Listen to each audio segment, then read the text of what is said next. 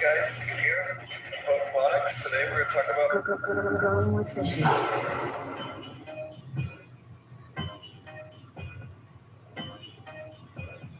Growing with fishes.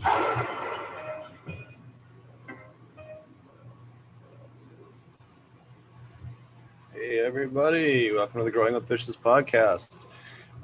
Episode 220.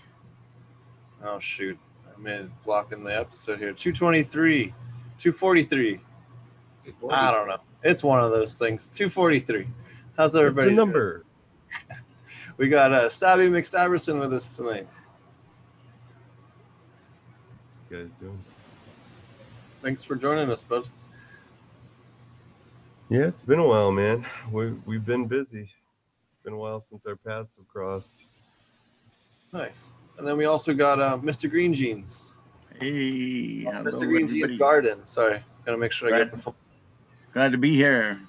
Glad to see you guys again. Yeah, man. Well, excited to talk to you about what you've been up to and to talk to you about some of your strains from before. And then I actually managed to get a hold of some 1997.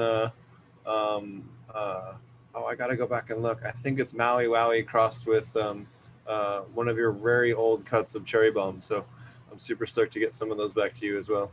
Yeah. Thanks to I'll have to double check my Insta on the person that was sending those.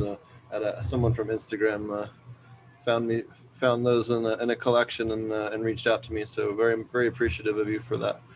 So thanks a lot, everybody, for joining us tonight. And Marty as well. How's it going, Marty? Hey. Sorry. You're good.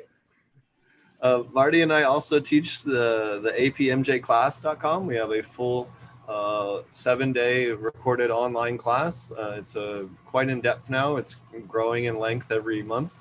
We have new content all the time. We have this Sunday coming up is the next live session at noon Pacific. So we'll see you guys there if you're one of the students. And we go over kind of any of the questions the students have, and then we answer them kind of in a presentation format or walk people through stuff. Or sometimes people will post pictures of their grows, and it gives kind of people a chance to see, what other people are doing and some other different grow scales other than just, kind of the stuff that we cover. So it's kind of a fun thing. And then we have all different types of in-depth information. In fact, I'll let Marty tell you about it because he's done a lot of editing on stuff lately. Yeah, so we just finished posting the KNF section where we go over a lot of how to make your own nutrients, but I think we're in the 400s on slides that are already up, and we have another 200 or so still left to go up, so there's still a lot to do. And then, like Steve was saying, live classes are great. To be able to do that, you can submit your questions and we can answer them if you can't come to the live session. People walk through their grows with their video on and ask questions about plants that they have. So it's a great opportunity for coaching, specifically about your grow as opposed to, just questions. And usually it runs, I think the last one was almost in a little over an hour, I think. So, we definitely just hang out and answer questions till people are done. And it's been a great addition to the class to just be able to have the opportunity for us to get to talk to students, answer direct questions, find out what kind of content they want added to the class or what content to put up next. So all of that's been great feedback to have, and so the live sessions have been great for that. So we have the stuff that's already up. We have IPM and beneficial insects. We do have more to go up on that, but Steve has put up a bunch of example pictures to help you diagnose and understand the differences between some of the common things like different types of thrips or aphids in different stages or different stages of infection or viral stuff. I'm pretty sure you put up some of your viral pictures, Steve. So there's some of that too. So if you're starting to get stumped by plants that you think nutrient wise are good, and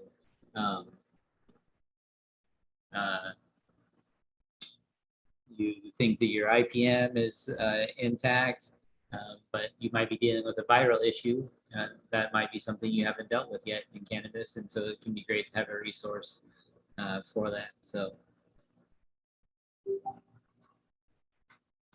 yeah, We all kinds of cover a really wide range of topics, including different diseases, early detection of diseases, nutrient diagnosing, system design, advanced aquaponics like with mushroom CO2. In fact, I just saw there's a new farm. We got to get them on the show. I believe they're called South River Aquaponics or something like that. They're out in the western slope of Colorado. They're doing kind of a more flushed out model of what we are indeed over at Turtle Island. Where they have very large scale oyster mushroom production feeding CO2 to a aquaponics facility. So definitely something to check out. And we have, tons of individual classes and segments. Some of them are longer, some of them are shorter. You can kind of go through the class on topics. If you want to search something out and just check that out, you can. If you want to take it in a long format that's, kind of start to finish, you can. So it really kind of gives you a wide range of different topics to choose from. We have over 650 slides in the deck and a ton of video guides on top of that, and a whole bunch of other cool content that's built into it. And then tons of cool tools and things like that as well to make it easy for you to grow at home. So definitely check that out. We're adding more content to that. And then, all kinds of cool stuff. The other thing I wanted to mention too, if you guys aren't aware, is we do have the second annual Aquaponic conference, Aquaponic Cannabis Conference, which will be held the second weekend of November. So definitely be sure to check that out as well. We're super excited about that. We have a huge list of super cool speakers that are going to be speaking at that this year. We're going to be starting to announce those a little bit later on. I just want to finish filling out the full roster before we start making the announcements. But we have some really cool people speaking on some super cool topics. In fact, there's a particularly cool talk that's going to be going on microbes.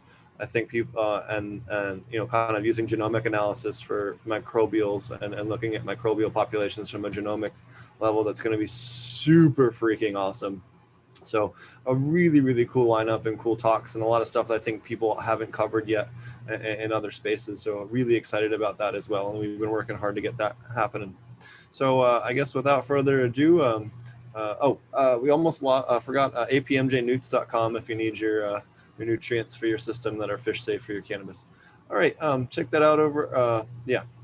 So how you doing, Stabby? What have you been up to? I know you're working with a smaller grow up in northern Oklahoma. What else you been up to lately? What you got going on? I've been doing a little bit of the dual root zone system in the home grow, but I've got pretty much everything chopped down right now. I'm about to go ahead and tear the whole room apart and redo it. Just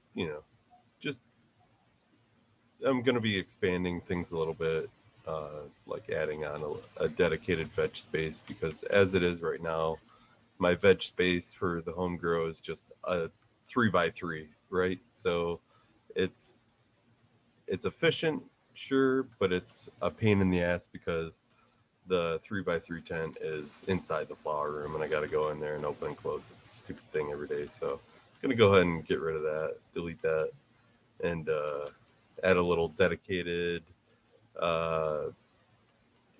man cave / dab station / veg space. I got a AC Infinity tent for it, one of those 5x5s. I like their products.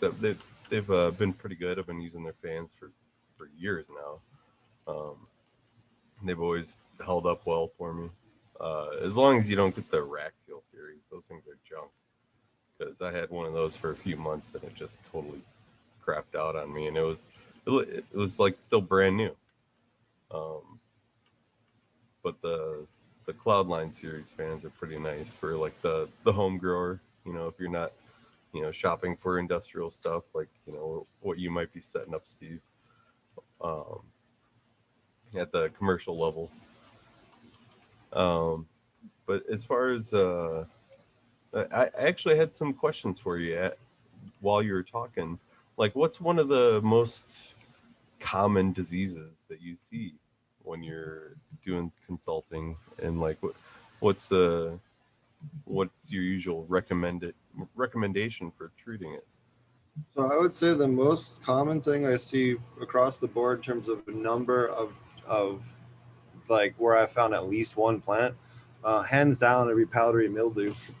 And then as far as outdoor plants go, um, it's definitely, I would say 2019, 100% was Septoria for sure. Um, and then what else? Um, trying to think what else. After that, it's like spider mites, and then it's kind of regional after that. The next thing that comes to mind would be like Oklahoma seems to be root aphids. They seem to get root aphids and septoria pretty regularly. Powdery mildew seems to be around, but not quite as bad as it was, say, in some other parts of the country I've had a chance to experience. So we had our battles with powdery mildew at our location because we were like located right next to a lake, so there was a lot of humidity, and with all the heat there, and it was an environment for disaster, and we just had to really be mindful of our air movement, and like where we were having plants flowering at, and how we could treat them in the more problematic areas of the grow. Like, okay, well, if in back here we're not getting enough airflow back here, and even though we've added like air movers and fans and stuff like that, we're still not getting enough airflow back here. Well, we're not going to flower plants over here anymore. We're going to keep them in veg, and we can treat them that way and keep them clean. A lot of it's just comes down to design and the airflow setup, and the challenges of scaling up, of going from the maybe the gray market, let's say, to the professional market, and just taking on everything. It's it can be a lot, for sure. I don't know how else to describe it without getting heated or getting emotional over all the battles I've been through over the past couple of years. So what have you found to be or maybe that's another question for Mr. Green Jeans. You've grown over the years.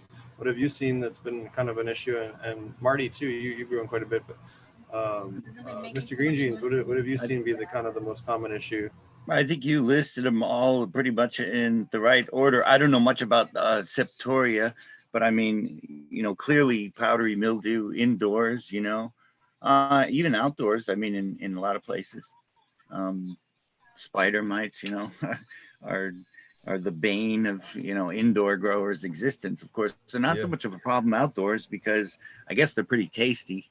Yeah, so there's probably a lot of predators. They're a repeat offender in my grow. Man, I think that I've got them eradicated, right? And like, I will tear everything out of there. I will start from scratch with my soil and everything will be looking perfect. Like, it will be 10 out of 10. And I'll hit like week 4 of flower, and I'll see those little freaking white stippling marks on the leaves. And I'm like, these motherfuckers are back. Where did they even come from? Right. It's like, oh yeah. No, you need therapy with spider mites. I mean, they literally they really know how to get you. I mean, they get right to your soul. You know what I mean? They hurt more than just physically hurting your plants. And like all of them in a different way too. Yeah. You have russets, which are obviously just horrible on almost every account, and like by the time you even see them, it's usually too fucking late to save that plant, let alone the rest of your plants. And you got your normal, just average 2-spotted mite, which is like just seems to somehow materialize out of thin air in a vacuum sealed room. Yeah, dude, they just teleport in from another freaking dimension. It's like, where did you even come from? And it's not like they're difficult to kill. Like, you can, there's a number of different things that are effective spray against them, unlike russets, which, like, I feel like they down there like Yeah, bench well, when pressing it comes to essential oils spider and mites, like shit, even you know, just like physical removal can do a real number on them. You know, just Yeah. peel all those Yeah. affected leaves off, and wipe down your leaves that don't even look affected, just to make sure that you're getting the eggs and stuff, or Right. use some. Yeah, and then there's you a have lot broad of mites. different ways. You can just Broad water. mites, I feel like they will just take over faster than anything I've ever seen. Like, I feel like you just come in and all of a sudden one day this whole fucking bud is just covered in webs and these like hundreds of little orange broad mites. Like, it's just insane how fast they spread, even versus other spider mite species. I feel like they'll take over faster, and they're like, most of the time when you see like the really horrific looking spider mite infections on buds where they're just like completely webbed up, like that's usually broad mites, and it just happens so fast. And they suck in their, they all suck in their own way. For sure. Somebody has to have a T-shirt. Spider mites suck. It Yeah, must they be. suck the like- life out of your plants. It's true. They do suck. I like what Guru from Dude Grows has to say about them. He's like, they're the bane on existence. There's no purpose for them.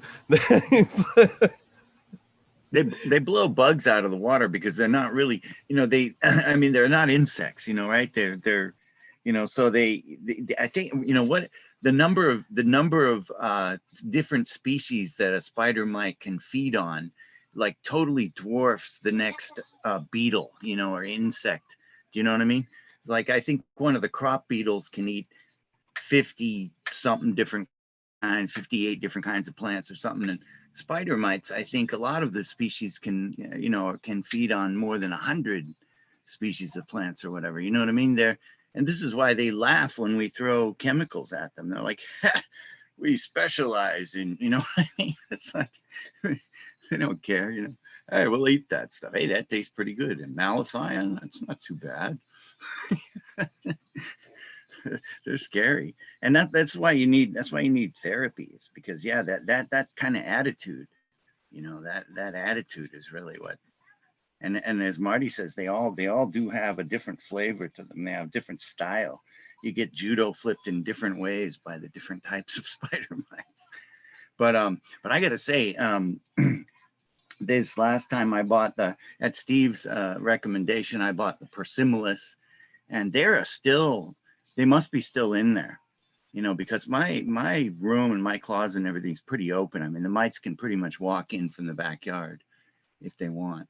And so there must be a balance of the Persimmilus or whatever in there. They must have, struck a balance. And I haven't, occasionally I see a little bit of damage, and that's how I know they must be still there. You know what I mean? But they're not.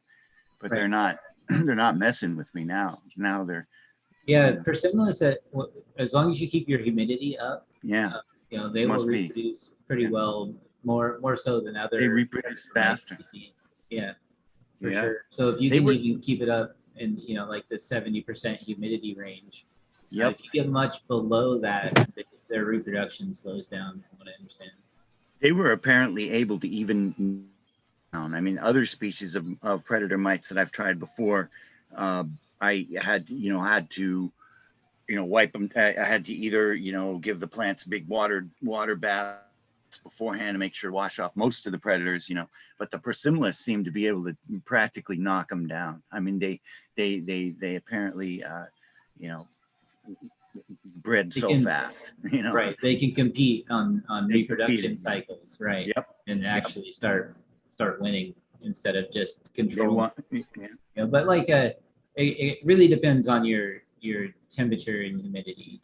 Absolutely. They Like got to be like whatever where sometimes you don't have ultimate control over those. If you do, then great, that's awesome. You can set it to what you want. You can buy the best predators and establish a population, and that's great. But if you are just like using an exhaust fan and it'll be harder to establish a population. If, like you're saying, mites are just going to walk in from the backyard because you don't have a sealed room. Like I grow in my shop, so it's closed up, but we have dogs and kids and relatively cats. Open.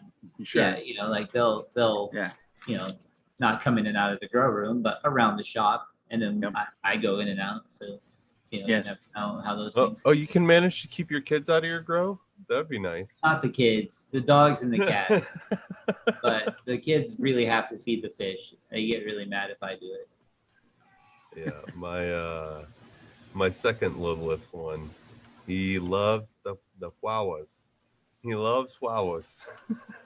Like all plants. Like he will Right. stop and smell a blade of grass, dude. Like he just loves plants in That's general. cool. So like That's awesome. like dad's got a garden, like dad's got a green place year round, right? Where he can, like, even when it's cold and snowy out, he can go inside the nice warm grow room, and like I'll put like over the winter I'll grow tomato plants for him and stuff so that he can actually, you know, interact with the plants and without mom being like, oh hey, why does he smell like weed or anything like that. Like I don't want the kid messing with the cannabis plants, so I'll grow tomatoes and stuff for him, and he loves it to death. That's cool. What do We you were got talking, there, Steve? we're talking about spider mite treatments. This is kind of the opening shot that I like to use. I just started using it recently, and it does a pretty good job. It's called Vilifer, and you can check that out here. It's by BASF, which, you know, whatever on their, you know, history of other shit, but it does work on two-spotted spider mites. But the cool thing about it is it's a Bavaria bassiana strain that happens to also attack spider mites, and I haven't seen this before except for this one product. So you know, I've never seen this strain up until recently, so I think it's a newer product. I might be wrong, but as far as I'm aware, it's a newer product that they put out recently, and it's kind of a great way to kind of, if you want to carpet bomb the place after you order your beneficial mites while you're waiting for it to get there, it's definitely a great option. And, you know, hey, you're going to knock back the aphids and the whiteflies and the thrips and everything else in the room. There isn't a whole lot of stuff that works on both soft-bodied and mites that's, you know, still ethical to use, in my opinion, in terms of probiotics and microbials. So this is Right. definitely a I mean, we were talking about your common targets. I mean, right there, they got a list of them: whiteflies, aphids, thrips, spider mites. I mean, all of those things. I mean, I'm not even sure if any of us mentioned whiteflies, but you'll definitely encounter them. Or fungus gnats can be really frustrating to deal with at times. Also, you know, yeah, fungus gnats would definitely be probably the other one that I see quite a bit. And you know how I find them? It's not, oftentimes they'll be in relatively low populations, but I'll find them because I'll go to where the fans are and I can find the ground up ones on top of their buds. Right. Well, most people, you should definitely always just have like yellow sticky traps out, in my opinion. yeah. Even if you feel like it's clean, you know, that'll be a good indication right away to tell you when you're not, for your different flying insects, your whiteflies, fungus gnats. You know, for sure, you'll be able to identify them, or even you know, if you have winged aphids, another one that will get stuck on there pretty readily, so that you can identify them and know you need to go find their source and start treating them as soon as possible. Yeah, in fun- fact, we're just starting the root aphids outbreak in Oklahoma. I'm just seeing the first ones on Facebook today. Are So fungus gnats really, are they actually harmful to the roots? Yeah, the grubs They will are, burrow into the root system and cause secondary infection. They vector Yeah. fungal infection mainly. No, Like okay. they're They'll vector in probably young plants are the most susceptible. Yeah, they'll vector in botrytis and fusarium and those types of septoria, that type of shit. Yeah, I thought they just flew up your nose. Some fungus gnats will destroy like a young clone or a seedling or something like that. They'll fucking do enough damage to actually kill it. Right. I do feel like it's kind of in the same way, same category as thrips, and that they're not, you know, they're only going to kill a very small or very weak plant, and that, you know, normally they're not destroying enough plant matter to kill a large plant, because a large plant's going to be creating so much new material over time. So I feel like a lot of times you know, mild populations of them can exist without doing a ton of harm, as opposed to, like, you know, spider mites, which will, you know, kill a whole plant or something. Yeah. Yeah, It I would usually be something that I would ignore. You know, No. try to find some sort of treatment method, but it wouldn't be like, oh shit, I got to order something overnight, rush delivery. Right. You know, Or clean my whole room, like Yeah. I'm not gonna like, I I'm never like, had oh that. shit, I found an aphid. I'm gonna fucking Yeah. scrap the whole room and clean everything. I don't think I've ever had a lot of them. It's only just a few here and there. But I've seen other people's grows where they obviously have been a problem, and I was wondering, what was the difference? And because I was kind of in my grows, I guess they I can't tell whether they're doing anything bad at all. Maybe because they never get up to be a big enough. The fungus gnats I'm talking about, they never get to be a big enough population. So I've never noticed them to be a problem. So I just kind of thought they were just using the plants like the dirt like furniture. They were just hanging out. But I've heard a lot of people say that they are trouble, just like what Steve said, that they vector in other funguses and things like that. So and I've seen grows. I've been in other people's grows where when there's a lot of fungus gnats, where it's obviously a problem. Now, like I say, in mine, it's usually just a few, and they fly up my nose, and I'm like, and that's about the worst thing I think about them. But I know that I've heard they can be a problem. So yeah, I mean, I think it's like something like just like super annoying. Like they're really annoying. Like you say, like you fly up your nose. Fly up your nose. They, like you feel like you get, similar to spider mites, and where you like you feel like you get rid of them and they're completely gone, and then you walk in the room one day and you see one flying underneath the light, and you're like, so just I feel like they're usually just frustrating in low populations, but they can definitely get out of control and cause problems, like you're saying. Speaking of spider mites, I was in a grow one time where I was distinctly able to see spider mites kiting around the house on. I think I mentioned this to Steve one time before, and I don't know how many people have seen this, but they actually can fly on little webs, basically just like a spider, the way a spider can fly a web out there and take off. Yeah, that's why they go to the top of the buds and they web up the buds. They're going up there because there's such a dense population of them usually on the plant itself that they start migrating. Yeah, well, we saw these guys flying around, and I don't know if this is only one species. Maybe it's the two-spotted. I'm not sure. I don't think we identified. I wasn't at this grow long enough, but it was incredible. I mean, you really could actually see them. You could see them kiting by in the air, on this little strand of because I guess there were so many of them. Maybe they were all maybe they get to a point, or whatever. But these guys were absolutely at the point, with buds covered, over the top. And light version of up. Yeah, exactly. But it wasn't that funny.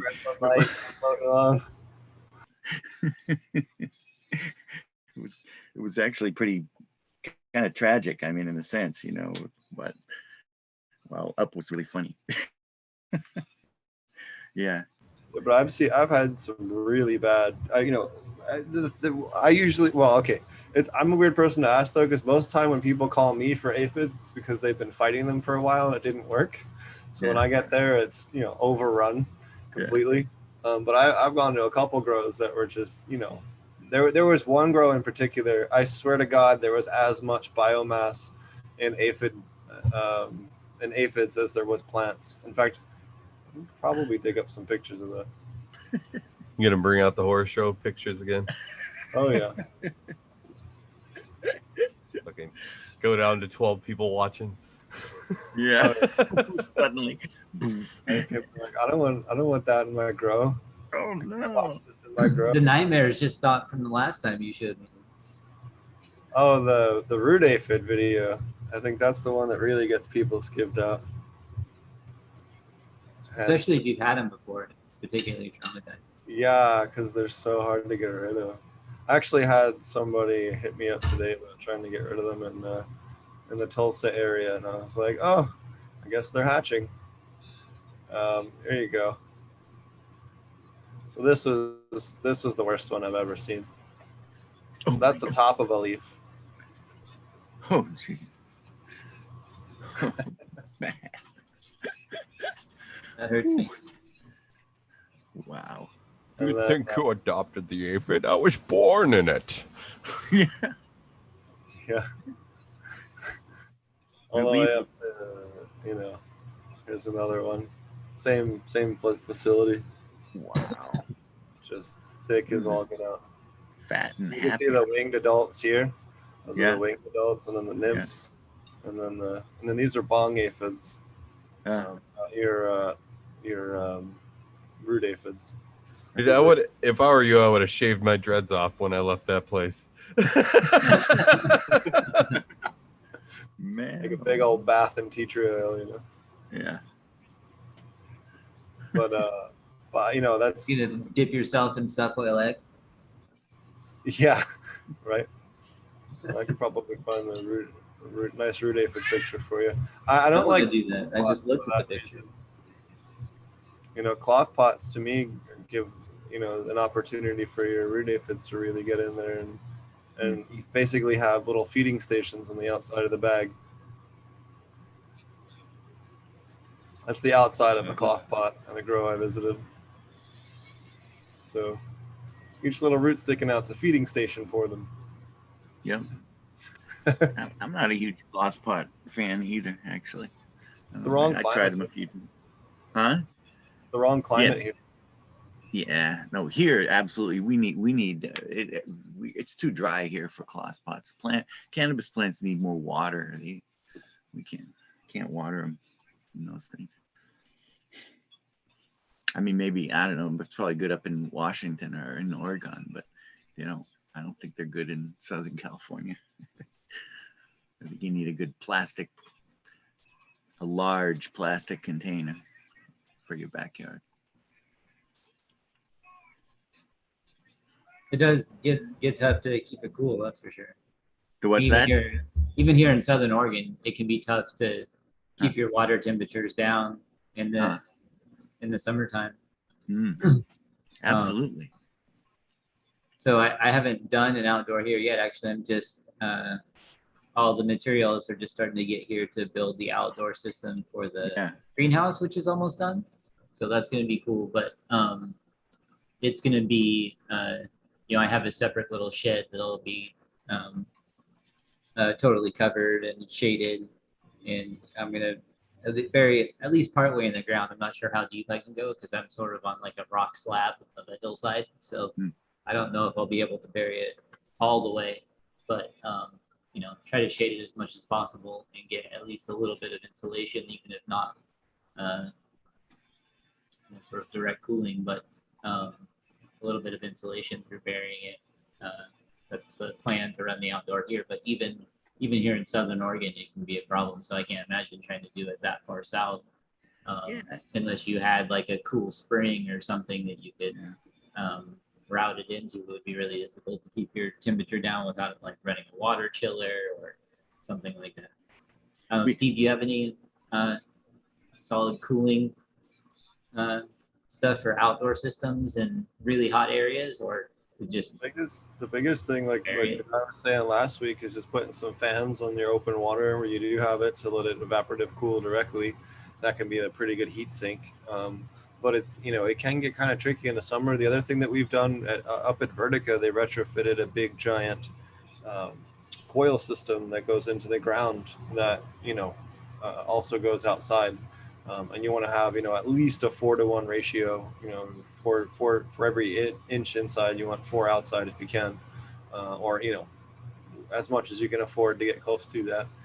And then run those underground. Or the other one that we've also done for cooling, if you have, and a lot of places, it works really well for where we are in Oklahoma. A lot of places have retention ponds and things like that. So we can sink a heat sink down on the bottom of that where it's nice and cool and already kind of thermal, radiating that off and taking that cold water and on a heat exchanger basically and running that into the greenhouse as well. So those are the kind of the different ways that I've seen it done. Or had experience doing. The other thing too is just geothermal cooling, and then air movement, and then worst case scenario there's chillers and all that shit. But we were talking about one time, Steve, you mentioned we were talking about tropical fish, And you were saying, oh yeah, probably some species of tropical fish, maybe, one of the anabantids or something, bettas or gouramis or something, right? But they can really only take a little bit warmer water, right? I mean, they're only up into the somewhat low 80s or something. If you want really high temperature fish, you're looking at tilapia or pacu. Are going to be the best bet, or maybe some of the catfish. They can take, well into the 80s. Is that right? Yeah. But not much. Once you get above 88, man, there isn't really anywhere on Earth where the water gets that There's warm. no oxygen. Yeah, there's just no room and no oxygen left in that water. So, you can run all the way up to the low 80. Your plants are not going to be happy. I mean, I've visited grows where their water was just cooking in Oklahoma. In fact, there were some Nelson and Page systems that I'd gone to where they didn't have a chiller on it or any kind of plan. I don't know what the fuck they're thinking, but they had no plan on water cooling. And it's like, how are you going to sell someone a commercial system with no plan on how to cool the water? Like, that's just reckless. But that's something I've seen in quite a few of the larger southern systems is just keeping the water cool. Some of them have, and the smart way to do it is to put all your sumps underground, put as much plumbing as possible underground, and use that as a heat sink. In the wintertime, it might bleed off some extra heat. You might have to spend some extra money heating, but that's what 2 or 3 months a year versus the rest of the year where you gotta, you have the opposite problem. Certainly, 4 or 5 months in the summer, May through October, you're going to end up having cooling issues, certainly anywhere in the south.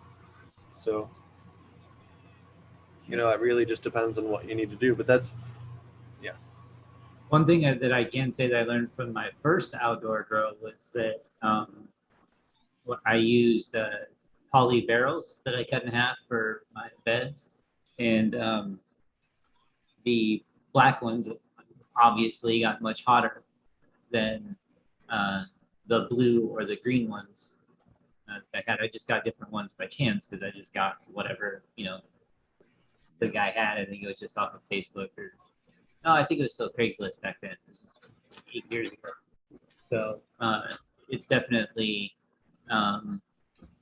if heat is your concern, definitely don't get black barrels. I mean, it sounds sort of like Captain Obvious, but it'll definitely help you to get a different color like white, blue, or green. Another, and this is pretty much of a, I guess, really veering left, but another alternative, and I mentioned this to Steve, and his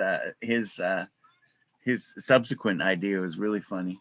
But I mentioned to him that we have all these turtles. We have these 5 turtles now, and they eat a lot and they poop a lot. Of course, I guess we can't really, eat them, I suppose, but boy, do they make the water dirty. And I was talking to Steve, and Steve was like, hey, how about caimans, I think there's a species of caiman that only gets to be about 3 feet long. All right, am I getting too silly? Not really. I mean, these animals can take the hot water, right? These guys, they don't care. I'd love to do it if I had a natural pond. That would be really cool. Small natural pond and the circulating system, and have some caimans swimming around. I guess you couldn't really have fish and caiman though. It would have to be like it's probably illegal. You'd just be feeding caiman, but it would be because you'd have to keep them contained. Anything you have in the pond, like even around here, that you have to make sure that you keep them out of the natural system. And obviously caiman, they can just hop out and take off. They would never approve it anyway, we'll say. But man, it would be cool. I would really like it. Because man, these turtles, I mean, they poop a lot, I mean, they're really massive. You gotta clean their tank all the time, They really and of course I always use all their water to water the plants. So in a way, we're kind of doing passive aquaponics with our turtles. And the other thing with turtles I found is if you have like a boggy area where you have like live plants, especially like marsh plants, or can have like a mossy area and have the water recirculate through that bog, you can really help cut down on the, going to like a more living style terrarium really seems to help. And then also lactobacillus Lactobacillus is wonderful for your reptile and turtle enclosures, snake bowls, for keeping them clean, making sure that they're not growing any bacteria you don't want them to grow, and then also just to reduce the smell. Lactobacillus loves to eat those sulfur-producing bacteria that stink so bad. You know, anyone that's had a turtle or especially a snake knows how stinky those turds can be. And you can wake up at 2 or 3 o'clock in the morning and you're like, damn, I got to take care of that right now. I can't even like I've had that happen to me. So definitely be careful with that, but that's definitely a great way. It's one of the things I'm having more and more people from my aquarium groups that I work with using lactobacillus in their aquariums and in their reptile stuff as a way to, just smell mitigation and overall just health of the animals, to help reduce some of that issues, because reptiles in particular can get stinky quick. Yeah, that's right. Breeder Steve keeps Cayman and his stuff. In fact, I'm gonna at some point here we'll get a chance to go down there, but shit's kind of crazy over there right now. I want a Cayman. I think it's a great idea. I don't mind if I have to Cool smoke. new projects. I'm still finishing up contracts and stuff, but some really cool new projects if this all pans out. I have a pretty cool 12,000 square foot facility I'll be working with aside from this 22,000 square foot facility we'll be building out here in the next couple of months. So a lot of cool new large facilities going up. Aquaponic cannabis is really taking off kind of at a scale that's much bigger than others. The other thing I've seen this week is we had another aquaponic farm being misled by a certain company in Oklahoma show up for arsenic again, because they're overdosing kelp and telling people really ridiculous ways on nutrient balancing. They also have a media that is questionable in its heavy metal content. So really getting old seeing the same company failing people for the same exact heavy metal testing. They got to address it here. It's getting kind of out of hand. Is it a fake? It's a real so the company is giving a false positive, or I don't understand. No. The regimen they're doing is causing people's cannabis to fail for arsenic. Oh, wow. Oh, because they're feeding, right? The feeding with the kelp or whatever the kelp's got in. Kelp and a couple of other silly things. Oh, of course. Causing all kinds of problems for people. So definitely something that people need to be aware of. And hey, you can absolutely use kelp. You can use lots of stuff. Is it the way you were talking about this before, and I forget the details? Is it the way of processing it? It's not the fault of the kelp itself, right? It's something in the processing system, or that concentrates the metals. Yeah. Save me, Steve. You told me this before, and I should. It's one of the ones I should be able to tell other people. So kelp concentrates heavy metals, and has all kinds of, and same thing. The main issues you have to worry about when you're looking at inputs that could potentially bite you in the ass later on will be heavy metals, or kelp, rock phosphate, azomite, and anything that's like a mined product, because they absolutely can be used as directed, but if you overdose them or you go crazy with them or you get your pH particularly low, I'm talking like sub 6, you can end up over bioaccumulating them in the plant tissue, and cannabis in particular, pretty easily. And the main ones I see fail for this are people that are using MaxiCrop with iron as their only iron source. That makes no sense to me, because you're adding just way too much kelp, just trying to keep that iron up. And then the other one we're seeing is just people just ludicrously overdosing with kelp to, as either a cure-all, which some aquaponic companies teach, that, rock dust and kelp solve everything that a fish food doesn't, which is just bullshit. And then you also see it in people that are just telling people to use kelp as their potassium input, for flowering crops. Hey, they see the K, it's a 0020. Well, it's because they use potassium hydroxide as the stabilizer for that. So that's why, and it's of course, yeah, if I add a caustic potassium source in there, of course it's got, but why would you do that? That's just stupid. It just doesn't make any sense. Again, it's just people that don't understand how to actually balance this. They have no experience actually doing this, and they have just crazy cockamamie ideas. I mean, this is why I preach so much about potassium silicate and calcium carbonate as the proper aquaponic balanced pH, because again, that is the way to provide both silica and potassium and calcium and alkalinity to your system, right? You're adding 4 inputs with 2, or 4 different things with 2 inputs, right? So it really helps balance things out, and then across the board. So these are all just issues where people just, again, don't understand what they're talking about, don't understand the implications of what else is in the inputs. Mainly with a lot of the organic inputs, people don't understand all the different stuff that's in it. Someone says, does seawater have heavy metals? Seawater does have very tiny trace amounts, but nothing that would be a problem. The biggest problem with seawater would just be the sodium. You're going to end up over accumulating sodium, and that's going to cause you all kinds of problems. Yeah, plants don't like salt water too much. Some plants do, huh? Some plants are adapted to living in the saltwater areas, but oh yeah, and actually it's mainly determined by the microbes that are found in the root system. Oh yeah, of course.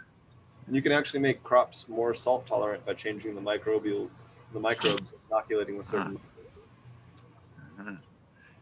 Yeah, because I mean there's nutrients in the salt. I mean, we're always given what is it, halide or whatever, magnesium sulfite, right? Isn't that's the same thing we used to melt the ice with in Boston, I think, on the streets.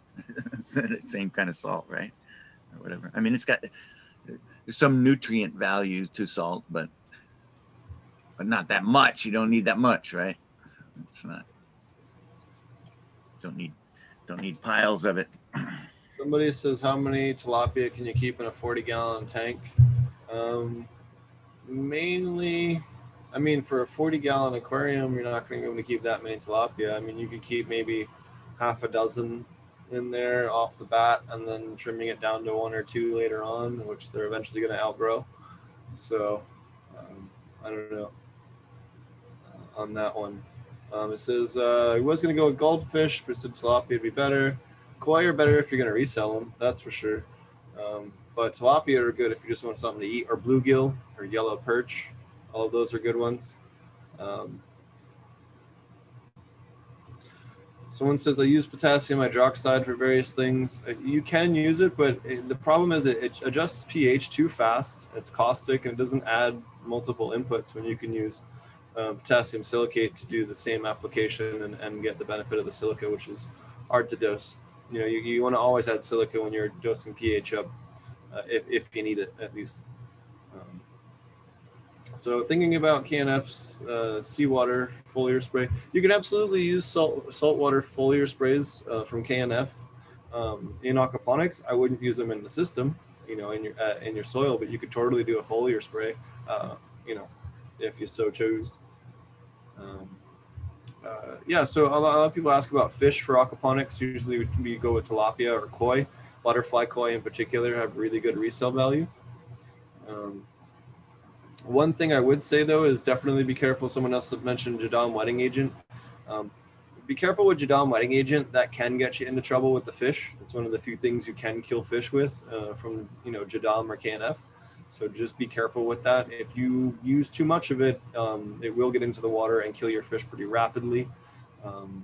Any type of wetting agent is generally pretty fish lethal, with very few exceptions. So be careful.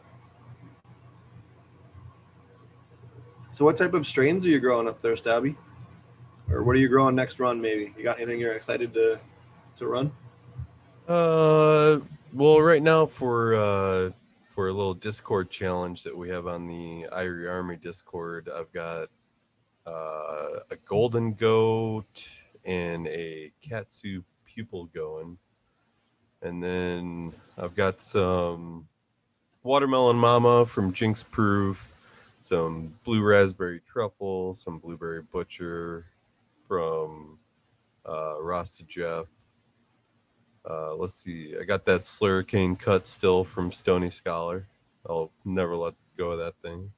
I've still got the lemon G from Rasta Jeff as well. Probably never let go of that.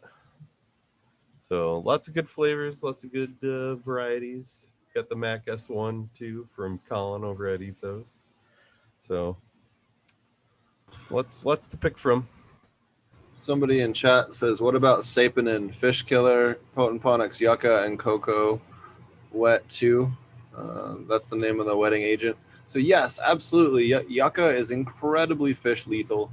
And if you use yucca, in fact, the Native Americans on the West Coast used to squeeze the yucca root and drain the liquid out, and then they would concentrate it, and then they would put it in clay vessels and evaporate it down and make a concentrate. And then when they concentrated it, they'd pour it in the river, and when the salmon run would come, and then they would wait downstream to collect all the salmon that would float to the surface. You can kill a lot of fish with a couple of drops of yucca or saponin.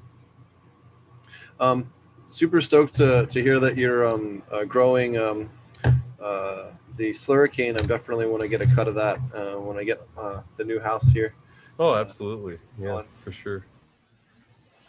Do you have anything maybe you're working on breeding wise? Are you working on any type of program, or you got any goals set out for that maybe in the next couple of... I'm always working on something on the back burner. Little projects here and there. I still have stuff going from beans that Scotty Real gave me like 6-7 years ago. Little projects on the side. So I'm always tinkering, always playing. You'll never find the next type cut unless you pop some beans, right? Oh yeah. The more beans you pop, the more you have. We're definitely excited to, once we get into this new spot here, to have a lot more room to stretch the wings. What about you, Mr. Green Jeans? What have you been doing and growing lately, and what are you working on and scheming on? Well, let's see. I guess this spring I made a lot of clones of stuff that I already have, and I started trialing a lot of stuff outdoors. Because we're here in Los Angeles, we're 33 degrees latitude. We're kind of maybe at the bottom of the sort of band of high quality drug cannabis. We're getting into the area where we kind of need the sativa dominant ones. And last year, I trialed a couple more outside. So I have about 4 clones that I know work really well here in Los Angeles. The Oreo works really good. Probably any of the cherry bombs will. I got a half cherry bomb, a super lemon haze and cherry bomb that works really nice, and also a super lemon haze crossed with my old triple X strain from way back in the day. That one works really nice. That's like a lemon. That one worked really nice outdoors last year. It's kind of like a lemon skunk, maybe a sort of lemony skunk, but looks more like a sativa in its structure, until it starts to flower. But yeah, so I got to try a lot of plants outdoors this year to see how early they could be put out. I was surprised that Oreo is not happy out here to go out too early here in Southern California. Probably doesn't want to go out until, maybe even the first week of June almost, or, towards the end of May. Yeah, so this whole thing of the day length, it's pretty cool. It also made me realize that here in Southern California, we can, and I've done this before, we can flower plants, the indica dominant plants, we can kind of flower them outdoors almost any time of year, pretty much about 9 months out of the year. I could just take a clone of say the Brandywine or something like that, and which, pretty much won't even really veg, even if I stick it out here on June 21st. You know what I mean? It'll pretty much start flowering. The Brandywine that he has is from the cut from that won the DGC. I got that from Van Ripster. Excellent genetics. Really, the DGC Cup. I mean, it's good shit. Super nice, and that but it's it doesn't like it outdoors here that well, but so it was really interesting to trial so many plants outdoors. I should have done this years ago. I don't know why I didn't really think of it, but also, you know, the plants that I stuck out too early that weren't happy about it because you know, they were too indica dominant or whatever, they ended up flowering and end up getting really nice, nice quality little plants in little gallon pots. You know what I mean? Very cute little finished, lovely outdoor, you know.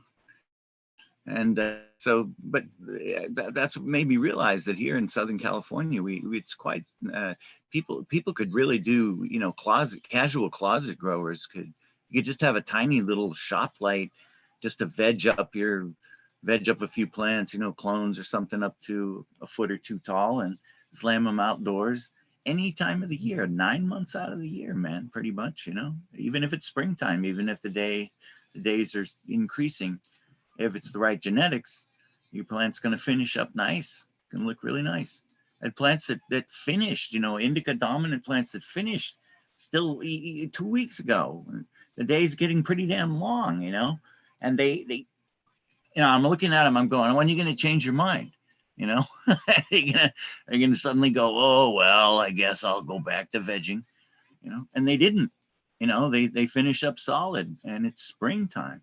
I never thought that, you know. I thought maybe, oh yeah, we can put plants outdoors in through the winter up to February, something like that. I've done it in, you know, February. Told people, yeah, I could flower a plant outdoors in February here in Southern California, no problem. Well, of course you can, dumbass. I'm sorry, talking to myself, but I mean, you know, it is amazing. That is an incredible thing that you can basically flower any kind of indica dominant genetics down here outdoors, probably about 9 months out of the year. You know, veg it up in your closet under your little. Now you can get a really nice LED light. You know, there's no excuse, home growers out there. You know, you get the nice clone, you veg it up a little bit in your closet, you slam it in your pot, put it out on the patio, and a month later, bam, high quality. You know, so anyway, yeah, that was my adventure this spring. You know, I made a bunch of seeds. Can I talk about, I don't know if I can talk about our project, Steve, or not, but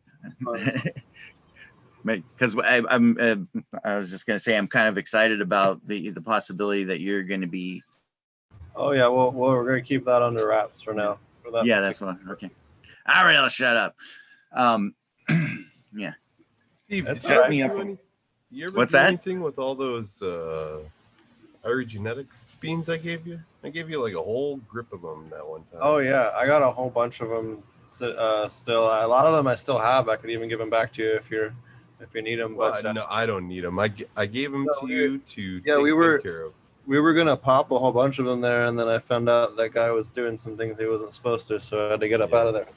That guy actually still owes me money, although so he had like 7 or 9 or some ridiculous amount of consultants after me, and then he ended up getting involved in some people that you don't want to get involved with, and then the last I heard that there was a lien on the property and on the company, so you know that's what happens when you just help people, or you know when you play games with your consultants and stuff and you don't listen to their advice and you go and try to do everything on your own and you just want to blindly disagree with people, you're never going to get anywhere. But usually when someone's had multiple consultants, they're the problem, not the farm. Yeah. So that's usually a pretty good sign that they're either not listening to good advice or or doing something else. But yeah, so that was the problem with that. But I actually do have all those seeds, and actually I'm once I get moved here, we'll be setting up a nice big greenhouse and all that stuff, which we'll be talking about more once we get onto the property and have stuff a little bit more set up. So we'll be talking about that. So that's coming up here in a couple of months. I have the large facility up in northeast Oklahoma. It's going up right now. We'll be doing a bunch of build outs of that. So we have tons of that content coming. We got all for the class and a little bit for the YouTube channel. And then also, well, I should back off on talking about something, but we have this other big facility, 14,000 square foot facility in a pretty cool place. I think you guys are going to really like once we get it all shown off. So yeah, I'm just kind of excited. Wrapped up some chapters of my life recently and opened some new ones, and super stoked to kind of see, where things are going to go from here. And it's kind of cool and a bit freeing in some ways. So kind of good. Nice. Yeah, I was talking to the woman when I finally get off work, finally get some free time. I want to take the whole family down there, and You guys should mob down here one night or a weekend. We'll spend a weekend at a lake or something and get some cabins together, and next to each other or something. Have a good time. yeah. What other types of, what are you guys looking for? Is there anything you're looking for your current breeding program, Stabby, that either myself or Green Jeans or Marty might have in our collections? Or if not, what are you currently, is there anything you are seeking for your... For me personally, I am looking for THCV dominant strains for, my personal medicine. Mhm. But I'm pretty much just going for anything that will produce good rosin right now. Like I'm that slurricane cut that I got from Stoney, it really dumps. It makes some pretty nice rosin. But I've been kind of delving down that rabbit hole recently, trying to master the technique of low temp, and I want to get into doing some jar tech, maybe making some diamonds and sauce with rosin. So some fun stuff ahead for me. What about you, Mr. Green Jeans? You love to make rosin. In fact, your Oreo rosin is fire. You're the one who got me into it, man. I mean, you started me on this old medicinal thing in the first place. I was thinking, I've been... You should tell people about that, because a lot of people don't know that you kind of retired there for a minute, and then I kind of clawed you back. You did. You absolutely did, man. You resurrected my ass. For sure. I was just gonna say that I never had Oreo tested, but man, if that isn't high in THCV, I don't know what the hell is. It's a classic super up sativa, you know what I mean? It's literally appetite suppressant, which I think is one of the signs of THCV. I think Oreo is definitely an appetite suppressant. You're like, Yeah, definitely like to see that tested. Because one of the reasons why I hunt for it personally is like I've had head injuries and stuff like that, and I've been diagnosed with PTSD. So, like, there's certain medicinal qualities I'm going for with the PTSD that you might not find in, or with the THCV that you might not find in typical strains. Yeah. What was I gonna say? That I think the only thing about Oreo, where do you live? To get you an Oreo clone. Where are you, Stabby? Yeah, you know what? I'm gonna end up with one here before too long. I'll make sure that he gets one. Okay, excellent. Because I'm definitely gonna get you another one. And I was gonna say that the only thing about Oreo What's is that lineage on that? Is it cookies? No. Well, actually, no. I actually bred Oreo about 9 months before any Girl Scout cookie name or any of that stuff appeared. Anything it was about 9 or 10 months before. I had pictures of it up when I was talking about it on IC Mag, stuff like that. So you could go back and look at that. But I have a feeling that that the people that created Girl Scout cookie and all that stuff, that it was kind of almost like a counter, like an answer to Oreo, because I talked about the lineage and everything, pretty extensively. It's 50% Durban poison, and my friend, it's real Durban poison because my friend is from Durban and he brought the seeds from Africa himself. And the other side of it is an unknown strain from Germany that some friends gave me seeds for. That it's kind of is like a Jack Herrera type, maybe. So loosely speaking, I suppose Oreo could be said it's kind of like a Jack Herrera type mixed with Durban poison. And and the Oreo plant really taught me that the F1, the importance. I've always been into breeding. I'm always like, oh, let's see what's down the next generation. Let's see what's down there. But this one was an F1, and I did quite a bit of breeding with Oreo. I bred it extensively. I had a full brother to it. I bred, I tried to make a strain and everything, and I really couldn't. I couldn't fix all the traits from that one plant. It was kind of like a lesson to me. I think it was a lesson that you can't, you can't do everything with breeding, son. I mean, I really couldn't, I could get actually a lot of traits fixed really easily. She passes on apparently the THC dominance, I think, pretty easily. In fact, in crosses, things that I've crossed her with and things like that, it seems evident that the THCV comes in there. But all the different. You know what else has it that you actually have is my blue hash has a lot of THCV in it and in certain phenos. Probably that blue hash is really special, man. That stuff is some that's serious. That's the strain where we figured out some of the stressors with. That was the strain we used as the control. Huh. It I think sometimes I think when I smoke, I get stuff from up north and things that I'm like, wow, that's like my old XXX. Well, the blue hash has a couple of tastes in it, a couple of terpenes in there that remind me of my old XXX. I'm like, is it possible that there's some of my genetics in here from way back? I don't know. Maybe. You never know. Didn't you have a Durban poison that tested really high or something that was that got unintentionally drought stress that it was on a malfunctioning water? I remember you telling me you had lab tests from it. Something like that, yeah. There's a bunch of different stuff that we were screwing around with for quite a while, and yeah. Anyways, well, I remember you telling me about this plant that was like getting near wilting every day because of some malfunctioning watering point or something like that, and then you're like, oh well, it was a drought stress because look at how high it tested. Well, I'll tell you what, if it was an Oreo plant, it was drought stress because that damn plant drinks more than any plant I ever seen. That thing grows faster, veges faster, and it just has so many leaves. It just has an incredible leaf cover. It's just always growing lots of leaves, So it just sucks water like nobody's business, man.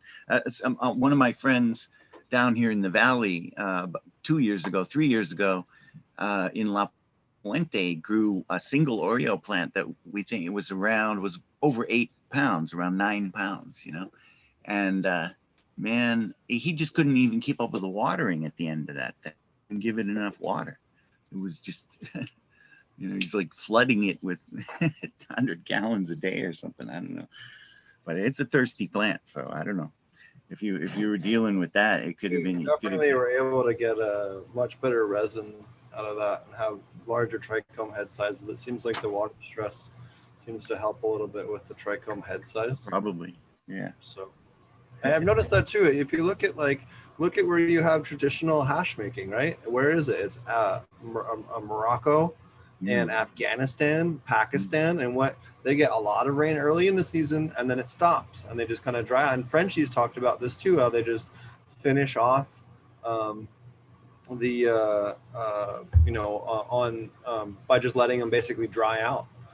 And we at a guest, I don't know if it was my show or Fumi's show or whoever it was recently, but they were talking just about that exact thing about how in it was what's her name, the woman from Amsterdam, I can't remember her name at the moment, but she was the one talking about it in Afghanistan, about how they just basically just let the plants desiccate in the field and then make the hash from that. So there's definitely, the plants are already kind of cued in for that desiccation and that increased wax layer. And it makes me wonder, like, can you affect the amount of waxes, fats, and lipids?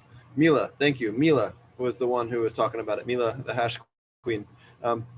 I change the balance. Always wonder this: if you change the balance of water, so like a soil plant versus like an aquaponic plant that has unlimited water, how much does that affect the fats and the lipids and the actual cuticle thickness of that trichome head?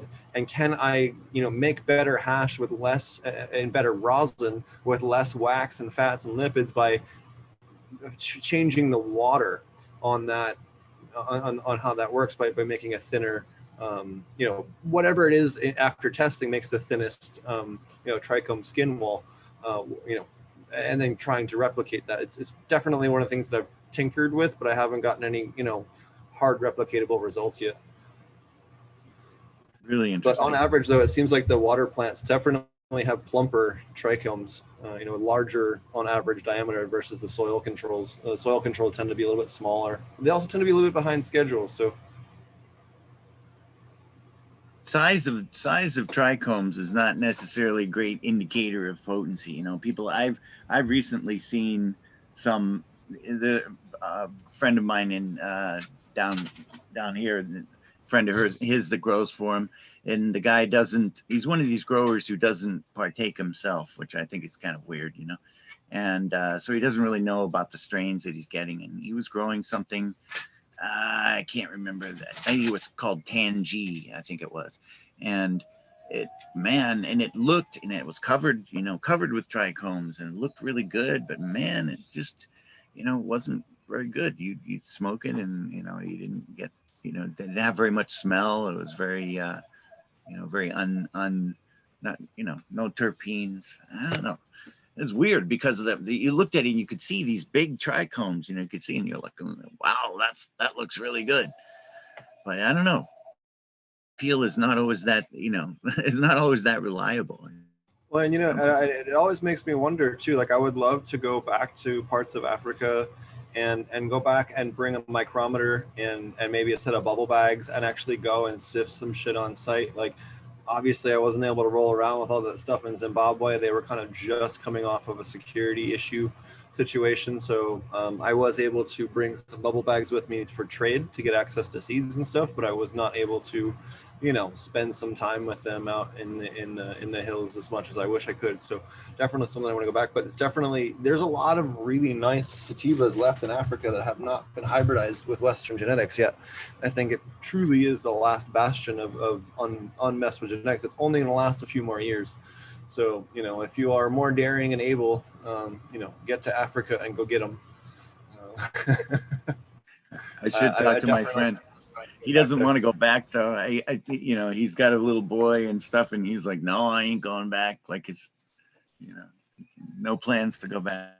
I've been all over the world now, and I found that at the end of the day, people are people, and especially if you're willing to help them out a little bit while you're, going through their area, they're usually pretty cool with it. Especially if you can make friends with the local farmers and stuff, they are hooked up with everybody. So if like you're cool with the local head farmers in the area or whatever, like they're, they got hookups with everybody for all different types of stuff. So it's not, I never really had an issue with really getting messed with. I mean, I've had a couple of close calls with different, probably shouldn't get into too much of that, but been a couple of getting fucked with because I got dreads, or getting fucked with because I'm a white guy where there really isn't ever any, I'm happen to be in part of a country where they're, it's not the tourist area, and they're kind of wondering what the hell you're doing there.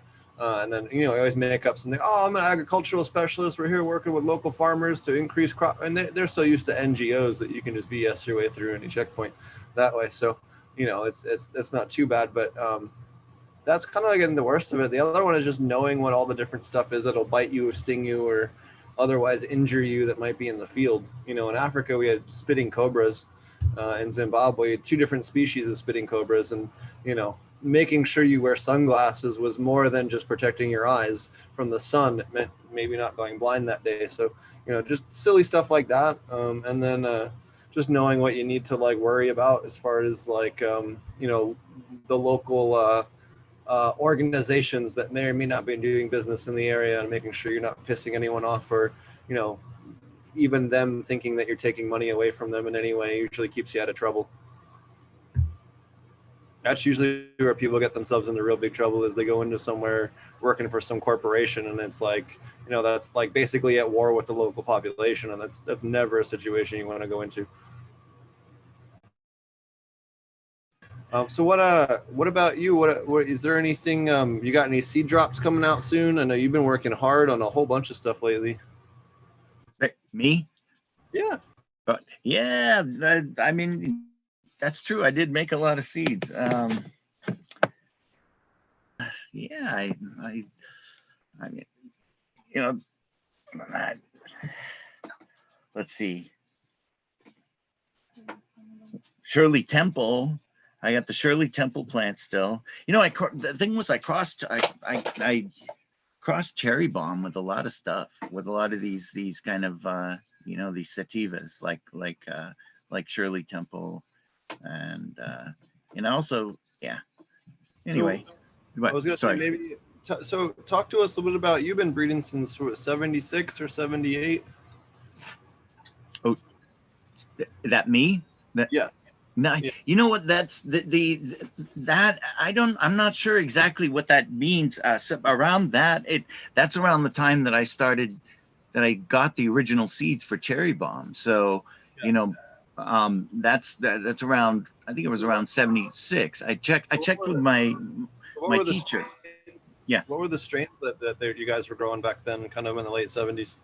Man, you know, it was all sativas until the indicas, you know, until we got some indica flower form. We started getting indicas probably, I would say, in New York City around the mid 70s, around maybe 75, 76, something like that.